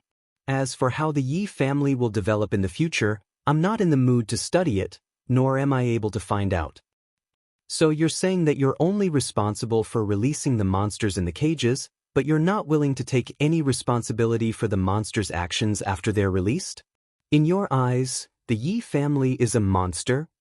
Any unrestrained power is a monster," Mr. said. "It's the same for Swallow Dock, but it's locked in a cage. That's why Swallow Dock has Master." Mr. looked at Fang Hui with a playful look and said, "It's strange that your Fang family keeps creating opportunities and fighting for benefits for the Yi family. 3 years ago, Fang Yen helped Yi Daoling get his current position. Now he's in charge of Hua Xia's economic lifeline. Now you, this old fellow, are pushing the waves from behind, wanting to help Yi Daowen obtain the position of Mr. Hui. Do you really think the relationship between the Yi family and the Fang family is unbreakable? Does your Fang family really want to be tied to the Yi family's chariot? What kind of unbreakable relationship is that? I just want to send some betrothal gifts to my grandson. But you should know better than anyone that the more betrothal gifts you send, the lower the possibility of Fang Yen and Wen Raowen. With the Yi family's current development speed, will you still be able to climb up to the Yi family?" Mr. said with a smile, "It's better to retreat and form a net than to envy the fish in the pool. After all, it's not a wise thing to do for others. Who is wise? You should understand these principles more clearly than I do." "Do you mean you want Fang Yen to be Master?" "Yes. But if Fang Yen becomes Master, he will have to tear up with the Yi family. I'm afraid the marriage between the Fang family and the Yi family will be even more impossible, right?" Fang Hui reached out and touched the cup. He said with a smile, "You're harming me. You're up to no good.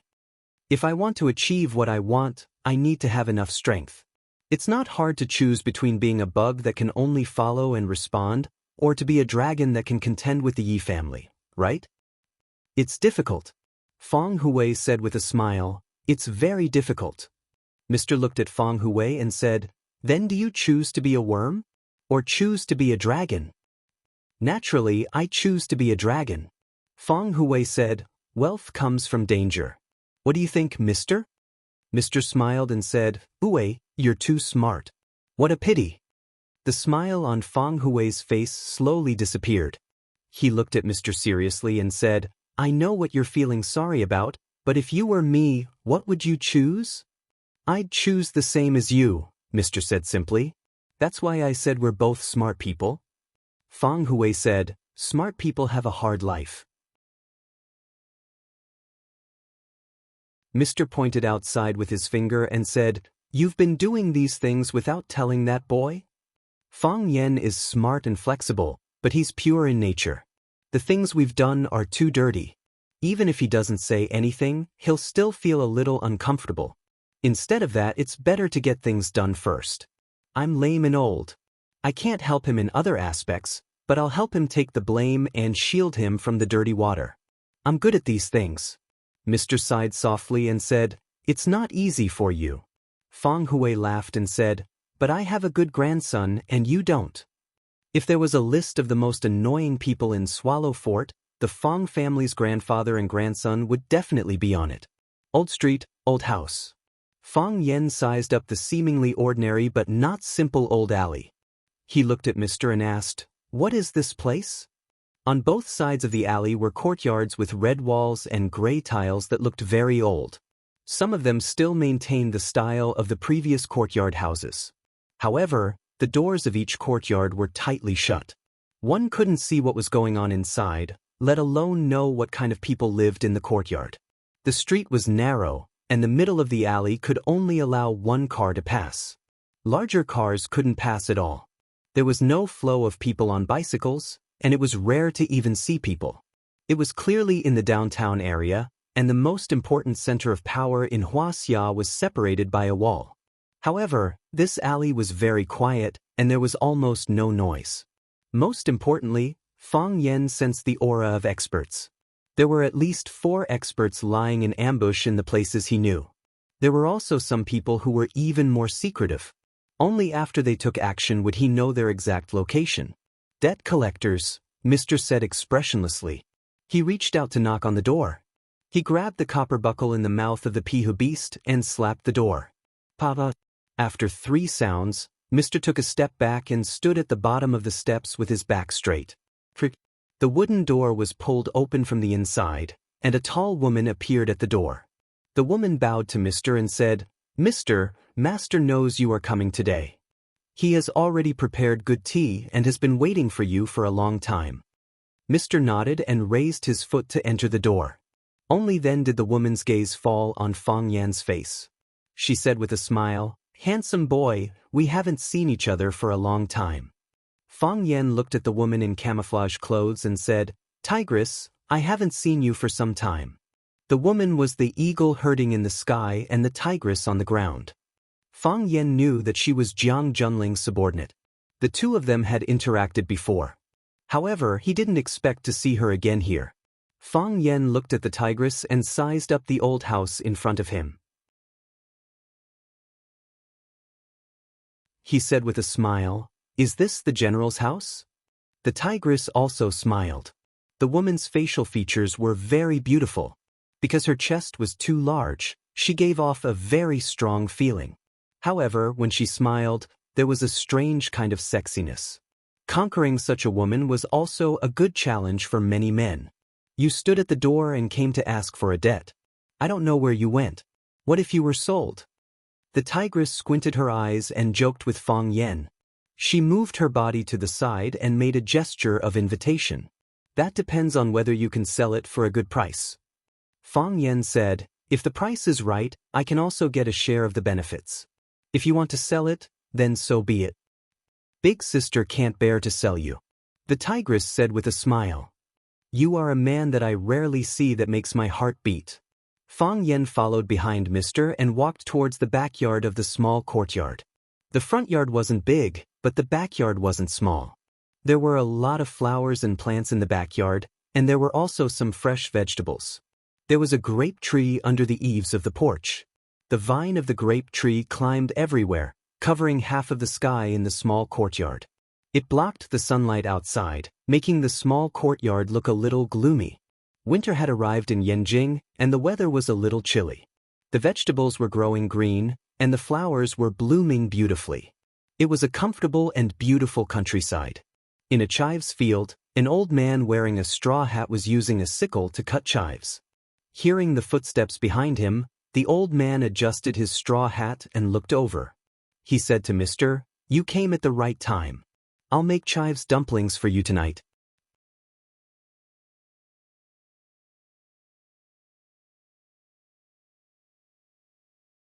Chapter 686. He was not tall and slender, nor did he have a sage-like demeanor, nor was he gloomy, cold, or awe-inspiring. His figure was slightly plump, his skin was a little tanned, and his smile was a little wretched. It was a very ordinary old man, exactly the same as the old men he saw in the fields in the village. However, this old man was not ordinary at all. The general cherishes his fortune. Jiang Fengxing was Jiang Junling's grandfather, the head of one of the most powerful families in Yanjing. With the wisdom of the ancients, they created the phrase, "wealth comparable to a country." We often use the phrase, "as rich as a country," to describe a person's wealth, but most of the time, it's actually its praise for that person. This was because most people's wealth couldn't rival a country's. Those who could truly rival a country were extremely rare existences in the human world, and the Jiang clan was one of them. In Dream of the Red Chamber, in order to describe the wealth of the three great families, they even made up a few rhymes like this. Jia is not fake, white jade is the hall, gold is the horse. 300 li of a Pang Palace cannot hold a single official of Jinling. The East Sea lacked a white jade bed, so the Dragon King invited the king of Jinling over.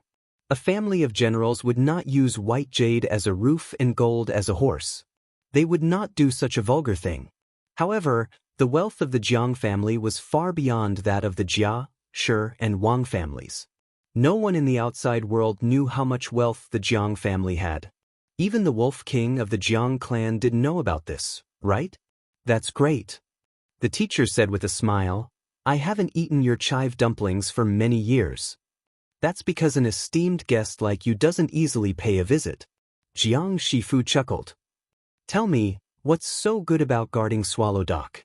With such a group of powerful people around, who could bully them? Do you really have to be like an old hen protecting her chicks, guarding there for a moment? I say, when you have nothing better to do, you should come out and walk around more. You should go to Yanjing City more often. You didn't see your group of old friends in Yanjing City back then? Aren't I here now?" Mr. Wang said with a smile. "An old friend is an old friend. Whether he comes or not, we are still friends." While Jiang Shifu was talking to the teacher, he had already walked out of the vegetable field with a basket. He handed the basket in his hand to the tigress and said, "Wash the vegetables, then add a few more eggs and fry them together. Chop the stuffing into smaller pieces and add more sesame oil. I'll go mix the dough later." The tigress carried the basket and left, leaving Shifu in the corner of the yard with the tap to wash his hands. The teacher pointed at Fang Yan and said, "Fang Yan." There were waves rolling in Jiang Shifu's eyes, and in an instant he restored his tranquility. He looked at Fang Yan with great interest and said, "Let's eat dumplings later. Young people should eat more bowls." Fang Yan smiled and said, "I will try my best." Fang Yan didn't expect to eat dumplings at the general's house. He also didn't expect the dumplings at the general's house to taste so good. Tigress stir-fried dumpling stuffing, shifu and dough rolled into dumpling skin. It was neither soft nor hard, and the thickness was just right.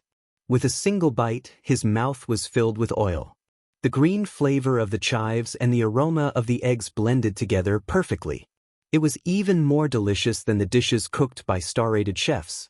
The teacher ate a small bowl, and Jiang Shifu also ate a small bowl. After the two of them ate the dumplings, they each held a bowl of dumpling soup and sipped it. Fang Yan ate 3 bowls in a row. When he ate the second bowl, he felt almost full. The tigress asked him to eat another bowl, and he felt that eating another bowl was fine. Since the teacher dared to eat it, he wasn't worried that there was poison in the dumplings. Jiang Shifu looked at Fang Yen with a smile and said, "It's good to be young. When I was young, I could eat 5 bowls, but it wasn't a bowl like this. It was a bowl that was much bigger than this. Each bowl was full of sprouts. That bowl must be filled with dozens of dumplings, right? Dipping it in chili oil and mixing it, eating the dumplings and then drinking the soup, tsk, that taste is really beautiful." The teacher looked at Jiang Shifu and said, "You speak as if you had suffered a lot when you were young and how much tiredness. When I knew you, you were still a playboy. Brother, eating dumplings with chili oil was just you getting tired of eating delicacies and changing your taste. Your ancestors have a foundation that can't be squandered in 10 lifetimes. You can't lie to me about this kind of thing." Jiang Shifu laughed loudly and said, "It's strange. Our Jiang family has produced great generals and great scholars, but we've never produced farmers. But I just happen to like this life in the countryside. I like to grow some flowers and plants, grow some fruits and vegetables, and make my own dumplings to eat. Stepping on the muddy ground with my feet makes people feel at ease." "Your heart is at ease, but other people's hearts aren't at ease," the teacher said with a sigh. "AI, it's all the children's business," Jiang Shifu said. "Do you really think it's worth bringing it out of your mouth? It's indeed the children's business," the teacher said. "The children's business isn't necessarily a small matter. At the very least, my side is quite passive." The teacher held the bowl in one hand and pointed at Fang Yen with the other, saying, "Look, he's already come knocking on our door. How can we not give an explanation?" "Then give him an explanation," Jiang Shifu said. He drank most of the noodle soup in the bowl in one gulp, then put the large bowl on the stone table and waved at Fang Yen, shouting, "Young man, come here." Fang Yen quickly stuffed the last dumpling in the bowl into his mouth, threw the bowl to the side, and walked in front of the 2 elders. Jiang Shifu looked at Fang Yen and asked with a chuckle, "Are you full?" "I'm full." Fang Yen chewed the dumpling in his mouth and quickly swallowed it. "It's good that you're full," Jiang Shifu said. "This is the first time you've been a guest at my house. I don't have anything else, but I have to make sure you're full. Since you're full, let's talk about some serious matters." Fang Yen knew that the main topic had come. He didn't respond and waited for Jiang Shifu to continue. Jiang Shifu looked at Fang Yen and said, "Long Qianxiang said that you came knocking on our door, so we have to give you an explanation. What kind of explanation do you want?" "Father died tragically, and Huaqing was in danger. I want justice," Fang Yen said with a serious expression. It was all done by that brat of our family?" "Indeed," Fang Yen said. He was worried that Jiang Shifu would act shamelessly and be unwilling to admit to the disgusting things his grandson had done.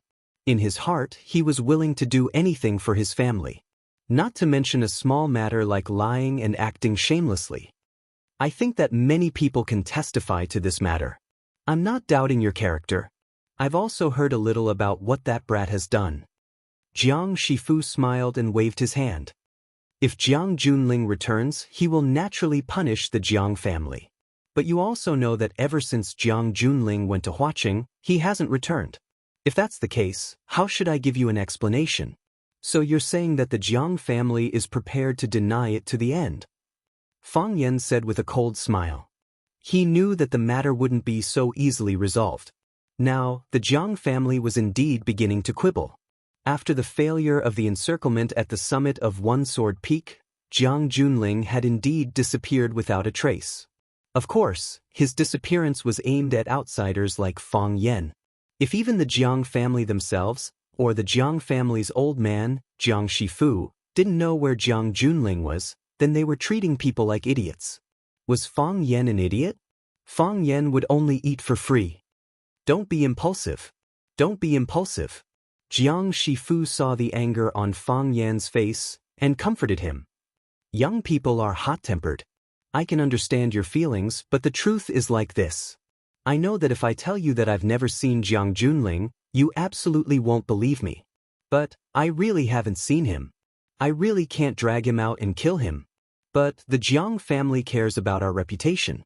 We won't do something like not investigating the wrongdoings and not punishing the evils. Jiang Shifu thought about it, then looked at Fang Yan and said, I can't find him. If you can find him, then you can do whatever you want, but the Jiang family needs to make a statement about this matter. How about this? I'll banish that bastard from the Jiang family and remove his name from the family tree. What do you think of this punishment? Banishing Jiang Junling from the Jiang family and removing his name from the family tree was a serious punishment. If Jiang Junling was no longer a member of the Jiang family, then he wouldn't be able to use the Jiang family's resources, and he would become a stray dog without power. If Jiang Junling's name was removed from the family tree, then he wouldn't be able to enter the Jiang family's ancestral hall or tomb after he died. In other words, Jiang Junling would have no parents, no relatives, no ancestral tablets, and would become a person without roots. Thinking about how Jiang Junling would have no roots in the future, Fang Yan was quite pleased. However, this kind of punishment didn't have much meaning to Fang Yan. If the Jiang family could banish Jiang Junling and remove his name from the family tree, then they could call him back. Even if they didn't allow Jiang Junling to return to the family tree, wouldn't Jiang Junling no longer be a member of the Jiang family? At that time, without the restrictions of his identity and with the secret support of the Jiang family's resources, wouldn't Jiang Junling be like a fish in water and be able to do even more things? However, Fang Yan had no way of rebutting Jiang Shifu's proposal. In a situation where they couldn't find Jiang Junling, they had already shown such great sincerity. What was there to be dissatisfied about? Fang Yan thought for a moment, then said with a smile, wouldn't that make it impossible for the Jiang family to reunite? You reap what you sow. You can't blame anyone else. Jiang Shifu looked at Fang Yan with a smile and said pointedly, everyone should pay the price for their own stupidity. What does young friend Fang think? Fang Yan pretended not to hear the deeper meaning in his words and said solemnly, Jiang Junling will die without a doubt. After leaving the Jiang family, the teacher turned his head and glanced at the tightly shut wooden door. He sighed softly and said, the Jiang family wants to kill you.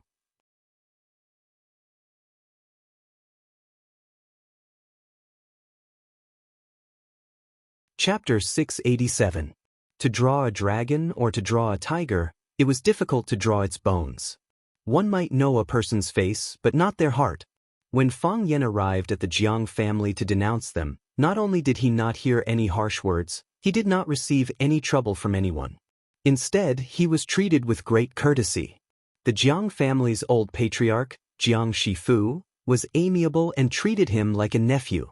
He did not put on airs when speaking to him, and even ate several large bowls of dumplings that the Jiang family's old patriarch had personally made. In the end, Jiang Shifu straightforwardly gave him an explanation, and took the initiative to expel the wrongdoer Jiang Junling from the Jiang family and remove his name from the Jiang family's genealogy. If that was the case, didn't that mean that the Jiang family recognized their mistakes and were sincerely apologizing to Fang Yan? That was obviously not the case. The Jiang family was a prestigious aristocratic family, and their every move was watched by countless people. Jiang Junling's plan to encircle and annihilate Fang Yan at Flower City's Single Sword Peak had failed, and anyone who paid attention already knew about it. Now, Mr. Swallowdock had personally taken action and brought the victim, Fang Yan, to the Jiang family to collect their debt. No matter what, the Jiang family had to give Fang Yan an explanation. Not only an explanation to Fang Yan, but also to Swallowdock, and to the countless pairs of eyes that were watching and watching from the shadows. If the Jiang family did not handle this matter fairly and did not handle it beautifully, then the character and virtue that they had built up over thousands of years would be instantly wiped out. The Jiang family is using their power to bully others. The Jiang family has caused the Jiang family to be ruined, and they did not even say a word of apology. The Jiang family has really gone too far. They don't even want any face. This kind of rumor would definitely spread through the mouths of countless people, and the matter of the Jiang family using their wealth to bully others would become a pillar of shame that would be tied behind them. Therefore, when Mr. brought Fang Yan to his door, The old man of the Jiang family personally received him. His words and actions, as well as the final result of their handling of the matter, made it so that no one could find any basis for criticism. Even the most picky observer, after learning about the way the old man handled the matter, could not say a single word of criticism. If the matter of Fang Yan eating the dumplings personally made by old Master Jiang in the Jiang family's old house were to spread out, perhaps many people in Yanjing City would develop feelings of envy and jealousy towards Fang Yan, and even more people would not be able to help but give a thumbs up to old Master Jiang and say, benevolence and righteousness. In order to save the face of the hundreds of people in the Jiang family, old Master Jiang had considered everything inside and outside of the family. However, it was also because of this that the teacher said that the Jiang family wanted to kill Fang Yan. Would you argue with a dead man? Would you care about a person who you knew was going to die getting more benefits? Of course not. The reason why the Jiang family treated Fang Yan so generously was because they would soon take back everything they had paid from Fang Yan. It was just like how gangs were willing to buy arms at a high price, but when the arms dealers were about to leave with the money, they would immediately kill them. In the end, they would get the goods and money back.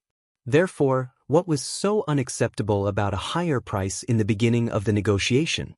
Fang Yan turned his head to look at the Jiang family. The wooden gate of the Jiang family's courtyard was already closed. After it was closed, the Jiang family's old house was exactly the same as the other old houses. In the middle of this long street, it seemed somewhat inconspicuous. No one would have thought that the famous tycoon of Yanjing was hiding in the dim yellow light of this old street. Fang Yan squinted his eyes and smiled, saying, "Why does Mr. say that?" Their attitude was a bit too kind. The Mr. said, the apology was a bit too easy, and the punishment for Jiang Junling was a bit too severe. They were the ones who committed the crime in the first place. If their attitude was a bit more kind, their apology would be a bit faster, and their punishment for Jiang Junling would be a bit more severe. Isn't this something to be expected? Besides, I don't think their punishment for Jiang Junling was that severe. Banishing him from the Jiang family? Removing his name from the Jiang family's genealogy is something that has no real meaning. Rather than that, wouldn't it be better for them to drag Jiang Junling out and chop off one of his arms or 3 of his legs? Is that still a punishment? Fortunately, he didn't say something like drinking 3 cups of wine as punishment. Otherwise, I would have fallen out with that old fellow on the spot. Fang Yan, do you still not understand? The Mr. sighed softly and said, in the past, your opponent was Jiang Junling, and only one Jiang Junling. But from today onwards, your opponent is the old patriarch of the Jiang family, the entire Jiang family, and their branch families. Do you understand? You are about to face a colossus hidden in the darkness. No one can pry into their entire bodies, but a single roll from them is enough to set off a storm. Fang Yan looked at the Mr. and said, Mister, have you understood this a long time ago? I have. If you understand, then why did you bring me here to demand a debt? My original intention was to bring you here to smooth things over and untie this dead knot, but both of you are too stubborn. If Shifu had hesitated a bit or was willing to bargain with me when we proposed an explanation, I felt that there was a chance and would have done all I could. However, he agreed without hesitation and even immediately stated his solution. This proves that he had long since prepared a draft in his mind and made a decision. There is no meaning in talking anymore. Fang Yan nodded and said, I also feel that the atmosphere of the Jiang family is a bit too strange, but what can I do? Even if you don't bring me here to demand a debt, even if I refuse the Jiang family's apology, will the Jiang family be able to live in peace with me? The Mr. said. So, do I have a choice? Or is it better to say that simply avoiding will solve the problem I face? The crisis I will encounter? No. If that's the case. Fang Yan squinted his eyes and smiled, a mocking smile appearing at the corner of his mouth. Why can't I act a bit more forceful? And then give Jiang Shifu, that hypocritical old fellow, the middle finger? You gave him the middle finger just now? The Mr. paused and asked. I did. Fang Yan said. I did it secretly in my heart. It's not that I don't dare, I just feel that doing this is a bit too much of a loser. If word gets out, I'll be laughed at. Fang Yan said. The Jiang family is too strong right now. If I give him the middle finger, others will only laugh at me for overestimating myself, and say that I'm an ant laughing at an elephant for needing to lose weight. But when the day comes when I trample the Jiang family under my feet, wouldn't everyone's applause be even more enthusiastic when I do this again? Trampling the Jiang family underfoot is what I'm going to do next. Although it sounds a bit difficult, when I faced Jiang Junling, no one thought that I had any chance of winning. The mister looked at Fang Yan and said, "So, be the mister of Swallow Dock, I can help you." "You're trying to trick me again." The guest left, the host left. After the courtyard door closed, old man Jiang Shifu walked towards the backyard with a teacup in his hand, humming a tune. Every night, he had to water the flowers and plants he planted. He had to do this by himself, and no one else was allowed to help. Jiang Shifu placed the teacup on the stone table under the grapevine, and then carried the sprinkler to water the triangle plum in the nursery. General Xing, dressed in white, stood behind him and said with a smile, "I could smell the fragrance of the dumplings in the study, and my saliva was about to flow out of my mouth. At that time, I wanted the tigress to send me a bowl, but I was afraid that the guests would laugh at me. That kid is really lucky to be able to eat the dumplings that Grandpa personally made." General Xing turned to look at the tigress in the dark corner and said, "Is there any more of Grandpa's chives dumplings? If there is, tell the kitchen to quickly make a bowl for me, a big bowl. If there isn't any, give me a bowl of dumpling soup. At least let me satisfy my craving first." The tigress chuckled and said, "I know that young master likes to eat this, so I specially asked the kitchen to leave a bowl for you. It should be ready now, right? I'll bring it over for you." General Xing had a satisfied look on his face and said, "Go, go. I can't wait." When the tigress turned to the kitchen to bring the dumplings, General Xing said to Grandpa, "Today, these two unwelcome guests are not easy to entertain, right?" "Unwelcome guests? How evil can they be?" Jiang Shifu said without turning his head. "How powerful can a cat be? Can it eat people like a tiger?" "Grandpa, let's not talk about Mr. He has guarded Swallow Dock for decades, and his hands and eyes are everywhere. Even that person above him is his brother. Although that kid Fang Yan is young, he is not easy to deal with. We can't be deceived by his appearance." Jiang Shifu turned his head to look at General Xing and grinned. "I was just testing you on purpose. I was afraid that you would make the same mistake as the military order. If that kid was really a simple person, how could he force your little brother to the point where it is difficult for him to return home? If he was really an ordinary person, how could he have the guts to run to our Jiang family and flaunt his strength? I had no choice but to make dumplings for him and expel your little brother from the Jiang family to settle the matter?" General Xing nodded and said, "It seems that Grandpa's evaluation of him is very high. Giving birth to a son is like a general's order. That old bastard Song Zaniang really is shameless enough to do anything to support his disciple." Jiang Shifu said with an unfriendly expression. "It's fine if things go smoothly. These words have the smell of fate. But if there are any twists and turns, won't these words become a whip that ruthlessly slaps your face?" You're tuning in to the Passion Pages YouTube channel. We're so grateful for your support, and don't forget to subscribe to join us on this incredible journey through captivating stories. Your generosity through donations truly makes a world of difference, as it's the primary source of revenue that allows me to expand and enhance this channel for you. Thank you from the bottom of my heart for being a part of this adventure.